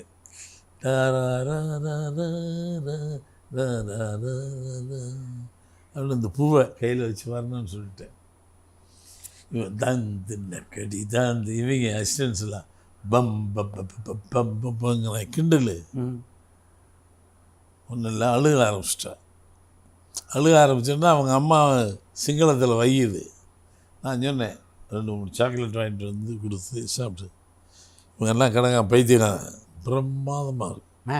நான் பிரமாதமாக இருக்கு, அயோக்கிய பேசு, உங்கள் அம்மா பேசுகிறதெல்லாம் கேட்காத, அந்த அம்மா போக சொல்கிறா அப்படின்ட்டு அவங்க அம்மாவை அவர் 2 சாக்லேட்டு கொடுத்து சாப்பிட்டு அழுதுகிட்டே சாப்பிட்டா. நீங்கள் என்ன நினச்சா 2 நாள் 3 நாள் 4 5வது நாள் எல்லா பேரும் வர்றான். இந்த பொண்ணை விட்டால் அந்த கேரக்டருக்கு ஆளே கிடையாது சார். ஏன் எல்லோரும் அப்படி வந்தா.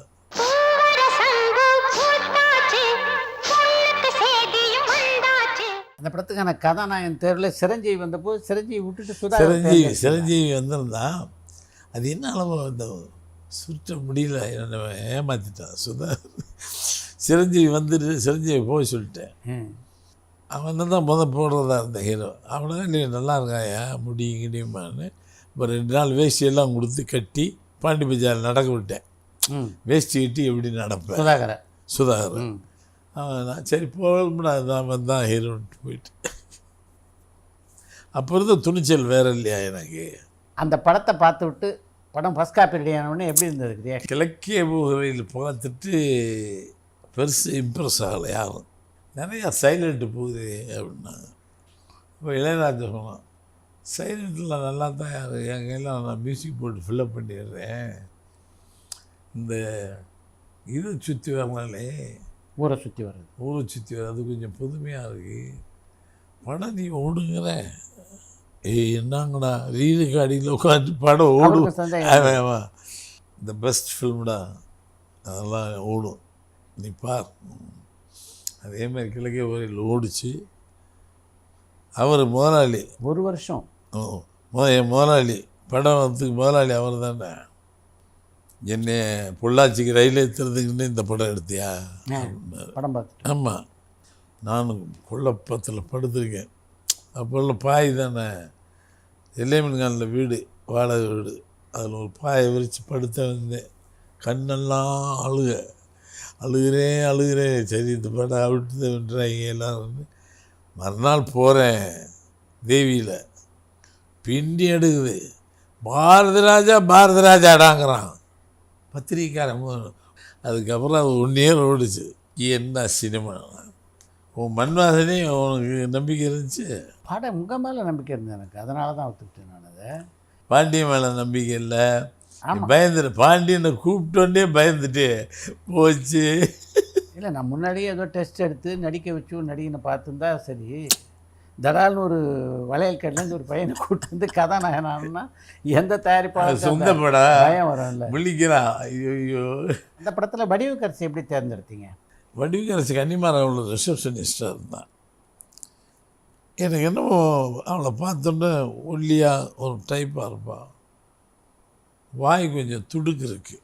சரி இவளை போடுவோம், நம்ம இனி போய் எங்கே போய் நடிகை தருது, ஒரு சீன் தானே 2 சீனு பண்ணான். பண்ணால் கமல் உடனே சொன்னான், ரொம்ப பேரை தூக்கி சாப்பிட்ருந்தம்மான்னு. ஆமாம், முத நாளே ஷூட்டிங்லேயே சொல்லிட்டான் கமல், ரொம்ப பேரை தூக்கி சாப்பிட்ருவா அந்த பொண்ணு வடிவுக்கரசி. ஏன்னா அவ்வளவு நான் சொல்லிக் கொடுக்க டைலாக்லாம் ஆட் பண்ணி பேசிட்டேன். அப்புறம் சும்மா இருக்கின்ற please don't crack the noise, அவன் அந்த சுற்றிக்கிட்டே இருப்பான், நிறுத்திட்டு சேர்த்து பிடிப்பான். நோ மைண்டுன்னா அந்த சீன்லேயே இல்லை. இவர் வாட்டுக்கு இவர் ஆஃபர் பண்ணார் சிகரெட்டை, நோ மைண்ட்னு சிகரெட் எடுத்தான், கட்டுன்ட்டேன். என்ன கிடாக்கு. அப்போ தான் சொன்னார், இவர் ரொம்ப பேல சாப்பிட்டு போக போகிறாரு. ஏன் நீங்கள் தொடர்ந்து படிக்கல? I am not a fool to waste my time.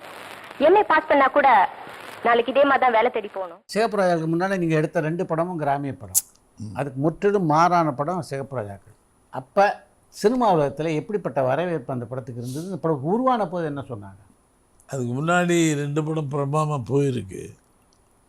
அதனால் சிவப்புராஜாக்கள் கியூ எங்கே தேவி தியேட்டர்லேருந்து எல்பின்சன் தியேட்டருக்கு அது வரைக்கும் கியூ நிற்கும். அந்த படம் ஜெயிக்கும் பிரமாவுன்னு. வில்லன் கேரக்டர் அதுக்கு கொஞ்சம் கஷ்டம் நாங்க. வில்லன் கேரக்டர் ஜஸ்டிஃபை பண்ணியிருக்கேன் எண்டில் என்ன, அது கமலுக்கு மட்டும்தான் தெரியும். இந்த ஹோல் வில்லன் அந்த படத்தில் என்ன பண்ணியிருந்தால் லாஸ்ட் ஒரு ஷாட்டில் அதான்டா பாரதிராஜான்னு தோணல. அந்த லாஸ்ட் ஷாட்டுங்க சாரதா என் மனைவின்னு எழுதுவான், எழுதிட்டு அப்படி திரும்புவான், அவள் ஆப்பிள் கொடுத்துட்டு போயிருப்பான். அந்த டைட் ஜூம் வரும் Kamal, when I come to சொட கூடுறேன் அந்த டாப்ஸ் அப்படி விட்டு அதே இதை பண்ணான். அப்படி சாரதா என் மனைவி எழுதிட்டு திரும்பினா ஆப்பிள் வாங்கினா கண்ணு கலங்குவான், எவனும் பண்ண முடியாது. அவர் tight close up of 2 eyes. நான் போய் அப்படின்னு சொடாக்குன்னு 2 சட்டை விட்டான். அவன் உலகம் நாயங்கிறது அவனுக்கு தகும். உங்களுடைய 4வது படத்துலேயே உங்களுடைய உதவி இயக்குனர் விஜயனை ஹீரோவாக்கினீங்க. எப்படி அந்த நீங்கள்லாம் வந்து என்னை ரொம்ப திட்டுட்டு என்ன சார் அது என்னவோ எனக்கு தோணுச்சுன்னா யாரை வேணாலும் ஹீரோ ஆகிக்கிறேன். அது ஒரு பக்கம் ரதி, ஒரு பக்கம் ராதிகா, நடுவில் விஜய். பாருங்க, அவன் நடையே யாருக்கும் பிடிக்கல. நீ கூட சொன்ன படத்தை ஸ்கிராப் பண்ணிட்டு புதுசாக யாராவது போட்டு எடுத்துகிட்டு போயிட்டேன், சரியாக வரும். அதுக்கப்புறம் நீ எடிட் பண்ணி காட்டின படம் ரொம்ப பிரமாதம். முதல்ல காட்டும் போது பஞ்சு நீங்கள்லாம் பார்த்து என்ன படம் பார்த்து நல்லா இல்லை இதுன்னு சொல்லிட்டு என்ன எப்படி பண்ணிட்ட படம் தானே. அப்புறம் நான் ரீ எடிட் பண்ணோன்னு ஆஹான்ட்டீங்க. அதுதான் பாரதராஜா. வட இந்திய பெண்ணான ரதி எப்படி அதில் கதாநாயகா வந்தாங்க? ரதி வந்து மியூசிக் ஆடுவே ஹாலில் ஒரு ஸ்கூல் ட்ராமா நடந்துட்டு இருந்துச்சு, அனிவர்சரி. அதில் இந்த பொண்ணை பார்த்தேன். கொஞ்சம் இதாக இருந்தால் டக்குன்னு போனேன் உள்ள க்ரீன் ரூமுக்கு. நீங்கள் ஷி ஸ்டடிங் குட் ஷெப்பர்டில், நார்த் இந்தியன். ஓகே, நேராக போயிட்டு வீட்டை விசாரிச்சு அவங்க அப்பாவை பார்த்து சொல்லி, then they asked her, I don't know what cinema, I will response for that. If you accept, நடிக்க வைக்கிறது என் பொறுப்பு. That's my response, I will make you artist. சரின்ட்டு அப்புறம் தான் பாக்யராஜ் ஓகே பண்ணி, பாக்யராஜிட்ட சொல்லிட்டேன், அவள் பெரிய படித்தவ, நாகரிகமானவ, ஹிந்திக்காரி, நீ கொஞ்சம் கொஞ்சம் இந்த கையை நல்லா கிரீம் வாங்கி போடு, டெய்லி 2 பீர் சாப்பிடு, இவனை வளர்க்குறேன்.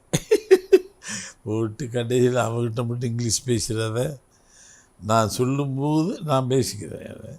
மொதல் ஷார்ட் வச்சேன், மொதல் ஷார்ட்டே வச்சுருப்பேன் பியூட்டிஃபுல்லாக, அப்படி மேலே வர்ற மாதிரி டன் டம் டம். அதே மாதிரி அவளுக்கு இவனுக்கு 2 பேர் அந்த மேலே வர்றது means you are coming to the screen மேலே. அப்போ எல்லாம் அன்றைக்கி இருந்தேன்னு நினைக்கிறேன், அப்போ எல்லாம் இருந்திருப்பேன். என்ன அப்போ இருந்து சினிமாவே மகிழ்ச்சியாக இருந்துச்சு, இப்போ ஒரு கடமையாக இருக்குது. 5 வெள்ளி விழா படங்களுக்கு பின்னால் நடிக்கணும் அப்படின்னு முடிவெடுத்தீங்க. கல்லுக்குள்ளேரும் அது நிவாஸ் ஃபோர்ஸ் பண்ணிட்டு, நான் நடிக்க மாட்டேன், நடிக்க தான் வந்தேன். அவனுக்கு இதை கேஷ் பண்ணணும் என்ன, அதுக்காக வேண்டி அவனு இன்னொரு மலையாளி இருந்தாங்க 2 வயசு சேர்ந்து, என்ன விஜயன். ஆமாம், சரி வேணும் எங்களுக்கு காசு வேணும்னு நான் நடித்தேன். நீலிமா ப்ரொடக்ஷன் இல்லையே நடிச்சிருக்க மாட்டேன். அதுக்கு வந்திருந்தேன் கல்லூரில், நீ ஷூட்டிங்கு, நீயே அந்த நார்த் இந்தியன்காரன் ஒருத்தன் வந்துருந்தீங்க. நடித்த அனுபவம் எப்படி இருந்தது உங்களுக்கு அதில்? ஆனால் உண்மை கொடுவேன், நம்ம எத்தனை பேரை மிரட்டி அடித்து என்ன செய்ய தெரியல, கூப்பிட்டு போய் ஆரஞ்சு அழுக வராதா, no without glycerin you have to cry, ஒரே அதான் க்ரை கம், இப்படியெல்லாம் பண்ணி. இப்போ நான் யோசிக்கிறேன், இந்த கொடுமையை சர்க்கஸ்காரன் மாதிரி நான் வேலை வாங்கியிருக்கேன், பாவப்பட்ட ஜென்மன்றது. நான் பண்ணும்போது தான் அந்த கஷ்டம் எனக்கு தெரிஞ்சிச்சு. இவன் பேசி அவன் பேசி, மூணாவது நான் பேசும் அந்த ரியாக்ஷனையும் நான் கொடுத்துக்கிட்டே இருக்கேன். அவங்க பேசும்போது அடுத்து நான் பேசும்போது மறந்துடாமல் அந்த லைன்ஸை மாற்றி எக்ஸ்பிரஷனோடு பண்ணணும். ரொம்ப கஷ்டம். அப்புறம் இப்போ ஈஸி பண்ணிட்டேன். நடிக்கிறது ரொம்ப கஷ்டம்னு நான் நடிக்க ஆரம்பிக்கும்போது முதல்ல கல்லூரியில் தெரியல, இப்போ தான் அவன் ஆர்டிஸ்ட்டு எவ்வளோ வேலை என்னென்ன டார்ச்சர் பண்ணிட்டுருக்கேன். இந்த அருணாவையெல்லாம் போட்டு நான் அடித்து கீழே விழுக வச்சு. எப்படி தேர்வானாங்க அருணா அந்த படத்தில்? அருணா அடித்து ஹைதராபாத்லேருந்து கூப்பிட்டு வந்தான் நிவாஸ். ஒரு நாள் சொல்லியிருந்தேன், இப்படி என் பேர் சோலை, இதுதான் இப்படி கை தட்டணுன்னு திரும்ப என் பேர் சோலைன்னு சொல்லணும், இதை சொல்ல முடியும். என்ன கழுதையா என்ன டேரக்டாக போட்டேன் நிவாஸ். ஒரே அரை கீழே சுருண்டு விழுந்துட்டான். எனக்கு சினிமா வேணாம் ஒன்றும் வேணான்னு நான் வண்டி ஏறி போயிட்டேன். அப்படியே நிற்கிது லைட் பாய்ஸ் லைட் மேன், அப்படி ஷாக்காகி நிற்கிறாங்க. நான் ஒன்றும் அசிஸ்டன்ட் டைரக்டர் யாரோ இருந்தாருன்னு அவங்க வந்துட்டு வந்து சீனு தான் தெலுங்கில் இருந்து. நான் மலை மேலே உட்காந்துருக்கேன். நம்ம இந்த மலையில் தலைக்காடு போகும்போது லெஃப்டில் ஒரு ஸ்ரீரங்கப்பட்டினத்தை பக்கத்தில், ஆமாம் ஆமாம், அந்த கறிக்கட்டை ஏதோ மலை மேலே அப்படி உட்காந்துருக்கேன். அப்படியே கோவத்தில், நோ ஷூட்டிங்கு வேணாம்னா இவ்வளோ வச்சுக்கிட்டு நான் அப்படி விஜய் சாந்தி வேறு 2 பேரையும் வச்சு மாரடிக்க முடியாது அப்படின்னு இப்படி சிகரெட்டை குடிச்சிட்ருக்கேன். இந்த அசிஸ்டண்ட் 2 பேரும் வந்து நிற்கிறாங்க. என்ன எல்லோரும் வெயிட்டிங் சார், பாவமாக இருக்கு. அசிஸ்டண்ட் டைரக்டர் வந்தேன், அழுகிறாங்க. நான் வர சரி வாங்கன்னு மலையிலேருந்து கீழே இறங்கி போய் அந்த பொண்ணு அப்பவும் அப்படியே கிடக்கா இப்போ நான் அடிச்சு கீழே போட்டேன்ல, அங்கே விழுந்தவன் தான் அப்படியே இருக்கான் அருணா. அப்புறம் தூக்கி நிறுத்த வச்சு வெரி சாரி எல்லாம் சொல்லி படம் போயிடுச்சு. விஜயசாந்தி எப்படி தேர்வு பண்ணீங்க அந்த படத்துக்கு? அவன் அம்மா ஆர்டிஸ்டில், அவள் சித்தி விஜயலலிதா விஜய் ஆர்டிஸ்ட்டு. இவங்க இங்கே படிச்சுட்டு இருந்தான். பல்லுங்க இல்லைம்மா சுத்தம் பள்ளிச்சு. சரி தண்ணி கூப்பிட்டு போய் எதை நடிக்க வச்சுட்டேன். இன்றைக்கி பார்த்தீங்கன்னா வீரம் ஒரு அதில் பேசுகிறதில்ல. மேடையில் ஒரு நாள் நான் உட்காந்துருக்கேன் முன்னாடி, கால் மேலே கால் போட்டு அப்படின்னா இன்ன வரைக்கும் நான் பார்க்குறதில்ல அவளை. உங்களுடைய நிழல் படத்துக்கு முன்னாடி நீங்கள் 2 ஹிந்தி படம் இயக்கிட்டீங்க. ஆமாம். ஹிந்தி பட உலக அனுபவம் எப்படி இருந்தது? இங்கே நம்ம ஆடியன்ஸுக்கு இருந்த அந்த ஷார்ப்னஸ் கம்மி சார். இத்தனைக்கும் ஹிந்தியில் பிரபலமான ராஜேஷ் கண்ணா. சோல்வா சாவன்கிறது 16 ஆமாம். அது ஒரு பெங்காலி ஃபிலிம்ட்டாங்க. நார்த்தில் உள்ள அது வங்காள படம், ஹிந்தி படம் இல்லைட்டான். அது போஜ்பூரி லாங்குவேஜ் டயலாக். போஜ்பூரியில் அது என்என்சிபி என்று சொன்னார். பாத்தி you short in Bhojpuri language, it is not a ஹிந்தின்னார். அப்போ தான் தெரிஞ்சு அது ஹிந்தி படம் இல்லை, போஜ்பூரி லாங்குவேஜ்.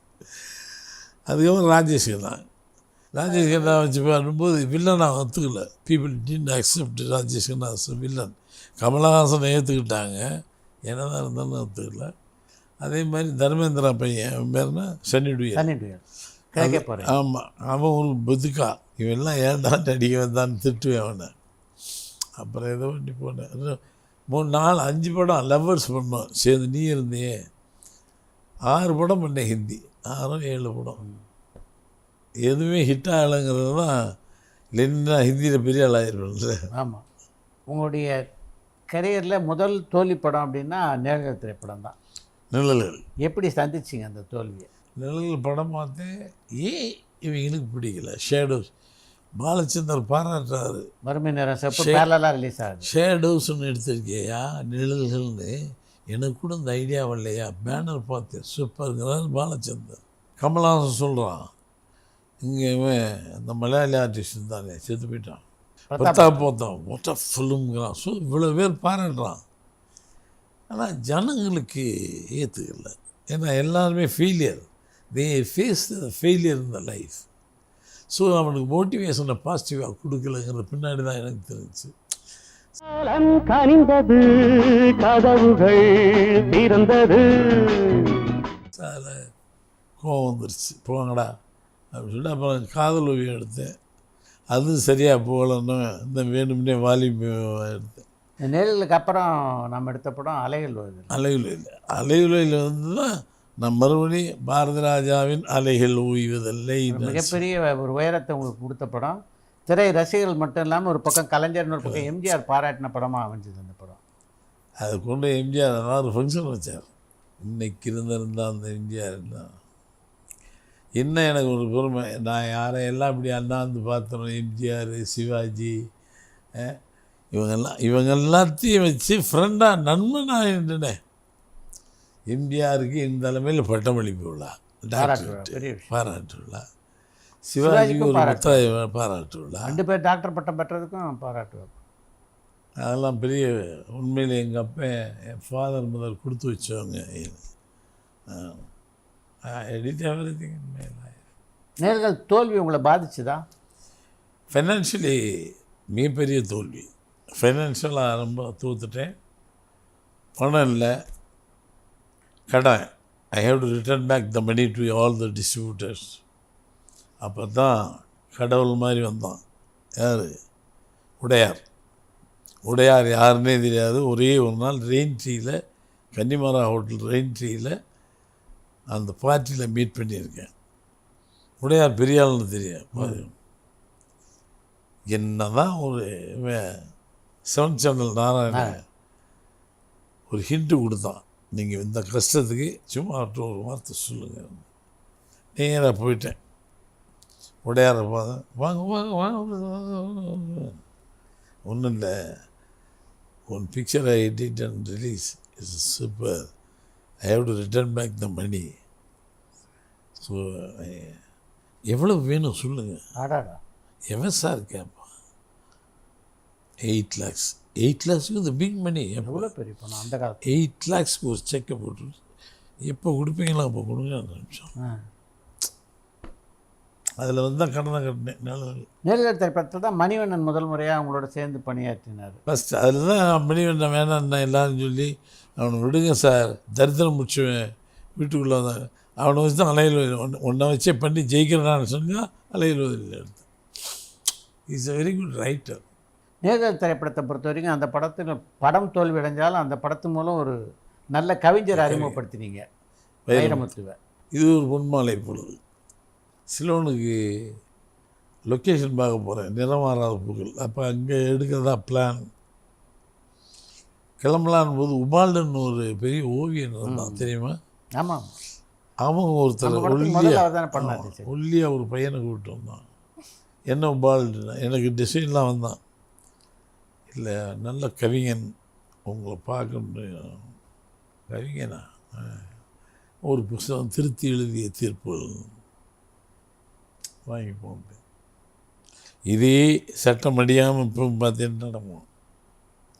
முடிந்தால் என்னை பயன்படுத்தி கொள்ளுங்க. அப்போவே மீட்டிங்கு நீ சான்ஸ் கேட்டு வர்ற எப்படி வரணும்? முடிந்தால் என்னை பயன்படுத்தி கொள்ளுங்க போயிட்டான். இவ்வளோ திமிர் இருக்க யாரான்னு நான் ஃப்ளைட்டில் போகும்போது இந்த புக்கை படிச்சுக்கிட்டே இருக்கேன். ஷாக் ஆகிட்டேன். மேற்கு தொடர்ச்சி மலை மஞ்சள்லாம் அது இதுன்னு நேட்டிவிட்டி பின் எடுக்குது. அப்புறம் வந்து கம்போசிங் உட்காரும்போது இளையராஜா யாராவது புதுசாக அறிமுகப்படுத்தும் பாயான்னா யாரோ சொன்னேன். எல்லாம் வேணாயா கண்ணதாசனுக்கு அதில் ஒரு கோவம். கவிஞர் தான் அது வரைக்கும் எழுதுவார். ஆமாம். ஒரு பையன் இருக்கான், நீ எவனையா கொண்டாந்து இழுத்து விட்டுறாதன்னா. இல்லை பாருன்னா அப்போ இவர் அரசு துறையில் மொழிபெயர்ப்பு துறையில் இருக்கார். அரசு அதிகாரி சொல்லி வர சொல்லி வந்துட்டார். வந்தோடனே வாங்க உட்காருங்க, இவர் தான் இது மியூசிக் சந்தத்துக்கு எழுதணுன்றான். தெரியுதுங்களா? சந்தன்னா தம் தம் தர தம் தம் தம் இல்லை இல்லை அதுவா இல்லை இப்படி வார்த்தை போடணும் அப்படின்னு நான் சொல்லுவேன். போயிட்டான். ஒரு பேப்பரையும் பேனா வேண்டி வெளியே போயிட்டார். இது இப்போ இதில் நம்ம என்ன அது ரோஹிணி லாஞ்சாது அட்லாண்டிக் போனோன்னு உட்காந்து இவனை பார்த்தாலே கவிங்க மாதிரி தெரியலையாண்டா இரியா பார்ப்போன்னு வந்தான். பேப்பரை வச்சான், வாங்கினா இவன் போட்டான். இன்னும் மறக்க மாட்டேன். நன்னா நீ நன்னா உள்ளுக்கு மேலே பார்த்தான் வைரமுத்தை. பொன் மாலை பொழுது இது ஒரு பொன் மாலை பொழுதுன்னு இப்படி பார்த்தான். கொஞ்சம் வெளியேறினான். சரி இவனை தூக்கிட்டான் போல் இருக்கு. சரி வைரமுத்து கொஞ்சம் வெளியே போகணுன்னு ஐயோ பயங்கர வளாருங்க, பெரிய பெரிய யானையெல்லாம் கவுத்த போகிறான். சூப்பர். அப்புறம் வர சொல்லி தான் ஓகேன்னு சொல்லி அந்த பாட்டு ஃபஸ்ட்டு சாங். இது ஒரு பொன்மாலை. வானம் எனக்கொரு போதி மரம், நாடும் எனக்கது சேதி தரும். இன்னைக்கு இவங்களை சேர்த்து வைக்கலான்னு பார்க்குறேன், முடியல. அலையில் ஓலை திரைப்படத்தில் ராதாவையும் கார்த்திக் எப்படி செலக்ட் பண்ணீங்க? அட்லாண்டிக் ஹோட்டலில் டிக் டிக் ப்ரொடியூசர் பிரகாஷ், ஆர் பிரகாஷ் அவரோட சேர்ந்து ஒரு சின்ன டிஸ்கஷன் பண்ணிட்டு நான் வர்றேன், ஒரு டாக்டரை பார்க்கணுன்னு எதுக்கும் சொல்கிறேன், வாங்க போகலான்னு போயிட்டே இருக்கேன். நான் இப்போ தான் வண்டி வாங்கின புதுசு மெமோரியலில் ஹீரோவை தேடிட்டு அட்லாண்டிக் கரெக்ட். அங்கே வரும்போது ஆக்சிடெண்ட், ஒரு பையனை அடிச்சு போட்டேன், தூக்கி வண்டியில் விட்டு டாக்டர்கிட்ட கொண்டு போகணும். போயஸ் கார்டன் போக எனக்கு தெரியும் பக்கத்தில். அப்படி போகும்போதே அது வேறு என்ன பாரராஜான்னு தெரியுமோ என்னமோ ரொம்ப இருக்குது. என்ன தெரியும் சார், அடி வாங்கிட்டு ரத்தம் விழுகுது, தெரியும் சார் நீங்கள் பாரதி ராஜா. கடவுள் கூட்டிகிட்டு போய் அவனுக்கு எல்லாம் கட்டுக்கிட்டெல்லாம் போட்டு விட்டு அவனை கூப்பிட்டு வரும்போது முத்துராமன் வீட்டு காம்பவுண்டுக்குள்ளே கிரிக்கெட் ஆடிட்டு இருக்கான். யார்? கார்த்திக் ஷட்டில் ஆடிட்டு இருந்தான். ஷட்டில் கொஞ்சம் நில்லுங்க. யார்? முத்துராமன் பையனா? கூப்பிட்டு பேச சொன்னீங்க, நான் கூப்பிட்டு பேசினேன். எல்லாம் அங்கிள்னு வந்தான். அப்புறம் கூப்பிட்டு போய் என்ன நடிக்கிறான்னு கேட்டேன். ஒரே ஷாக் ஆகிட்டான். அப்பாவை கேளுங்க, அப்பா ஃபுட்பால் மேட்ச்சுக்கு போயிருக்காரு, படம் பார்க்க போயிருந்தார். படம். அப்புறம் தூக்கி அவர் சொன்னார், பிள்ளைய அப்படியே கொடுக்குறேன், இருக்க டிஃபெக்ட்லாம் சொல்லிட்டு என்ன சார், என்ன இங்கே இது இருக்கும், இங்கே ஒயிட் இருக்கும், அங்கே அது இருக்கும், அது இருக்கும்.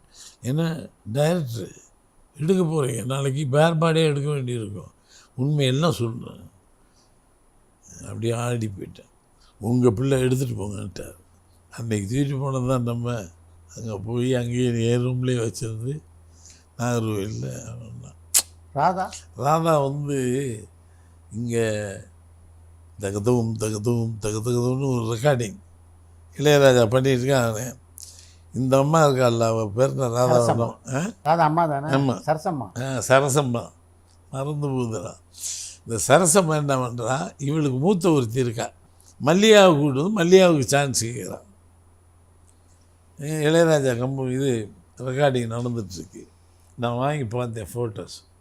இதில் யாருக்கு என்ன மல்லிகாவை காட்டுறா, இவன் நல்லா இருப்பான்னு. இது அம்பிகா, இது மல்லிகா, இது யாருன்னா இது ஒரு கருவாச்சி அப்படின்ட்டா. இந்த கருவாச்சியை கூட்டிகிட்டு வந்துட்டேன். இல்லைங்க, அவன் நல்லா இருக்க சினிமாவுக்கு கருவாச்சியை கூட்டிகிட்டு வரையா இல்லையா, அவளை கூட்டிகிட்டு வா, அப்புறமா போகணும். அதே மாதிரி போய்கிட்டே இருந்துச்சு. அவன்ட்டான் வந்தால் ஒன்றும் ஒரு விட்டி ஒன்று போட்டு டேக்கடன்னு வந்தான். நீ தானா அந்தம்மா அப்படின்னு இளையராஜாக்கிட்ட கொண்டு சொன்னேன், இவளை தான்டா போகலாம் நீ. ஓகேன்ட்டான். கருப்பாக இருந்தால் கூட நல்லா இருக்கியான்னா. அதுக்கப்புறம் தான் அவளை காட்டுறதுக்கு கண்ணசாரை கூப்பிட்டு போகிறேன். கல்லாரான்னு ஒரு இடம் ட்ரிவாண்ட்ரம் பக்கத்தில், அங்கே தான் வீடு. ஒரு அம்பாசிடர்கார குடிசை விட்டு மறைச்சிருப்போம். போய் நல்லா படுத்து கிடக்கா. யார்? ராதா. எழுப்பினா இருந்துச்சா. நான் வீட்டை சுற்றி காட்டுறான்.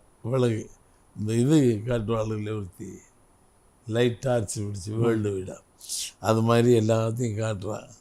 கண்ண சார்ட்ட இதுதான் சார் ரொம்ப ஜோக் பண்ணாங்க, ரொம்ப கண்ணை காமெடி பண்ணாங்க. இந்த பொண்ணா ஹீரோயின், அவங்க நீங்கள் ஃபோட்டோ கேமராவில் பாருங்கள், அழகாக இருப்பான் அது மூஞ்சின்னு. எனக்கு தெரியாது சார், உங்கள் பாடுன்ட்டு வந்தார். அதுக்கப்புறம் முதல் நாள் மேக்கப் போட்டு ஷார்ட் வச்சோன்னா தான் ஒத்துக்கிட்டார். யார்? அந்த மாதிரி வந்தோம். புத்தம் புது காலை தான் அவளுக்கு முதல் பாட்டை படத்தில் இல்லை, தூக்கிட்டேன். அதுதான் ஃபஸ்ட்டு. பிரமாணம் அடிப்பான், புள்ளிமான் மாதிரி. அன்னைக்கு டேலண்ட்டில் உச்சம் ராதா. இன்றைக்கி பார்த்தா நம்பவே இல்லை. நான் பார்த்த ராதாவாடி, ஏன்னா தமிழ்நாட்டுடைய கனவு கன்னி. இன்றைக்கி இப்படி இருக்கே என்ன, சரி விடுங்க, இப்போ என்ன கேரக்டர் கொடுக்குறீங்களா, இப்போவும் சரி வா இந்த உடம்புக்கான ஒரு கேரக்டர் பண்ணுவோம்ட்டு சொன்னேன். அந்த படத்தை பார்த்துட்டு கலைஞர், எம்ஜிஆர் 2 பேருமே மிகப்பெரிய பாராட்ட சொன்னாங்க. அலைவலி இவர் எம்ஜிஆர் பார்த்தாரு, வெளில இப்படி இருந்துச்சார். அவர் தான் இப்படி இரும்பு பிடி இந்த பக்கம் இந்த பக்கம் பிடிச்சார். உனக்கு ஒரு மிகப்பெரிய சரித்திரம் இருக்குது, வரலாறு. நான் மேடையில் சொல்ல பயந்ததை, அண்ணா சொல்ல பயந்ததை, கலைஞர் சொல்ல பயந்ததை தைரியமாக மேடையில் வச்சு சொல்லிட்டேன். இந்த பூணூல் இருக்கிறதையும் கிராஸ். அடுத்து 5 ஃபங்க்ஷன் வச்சார். ஆமாம், கலைஞர் ஈகாவில் வந்து படம் பார்த்தேன். ஆமாம், ஈகாவில். அவர் ஈகோனால ஈகாவுக்கு வந்தார், வரமாட்டேன்ட்டார். இல்லை, ப்ரொஜெக்ஷன் வேண்டாம், படம் தான் ரிலீஸ் ஆகிடுச்சா, தேட்டர்லேயே பார்க்குறேன் நான். நல்லா பெரிய மரியாதைக்குரிய படம் வச்சுங்க.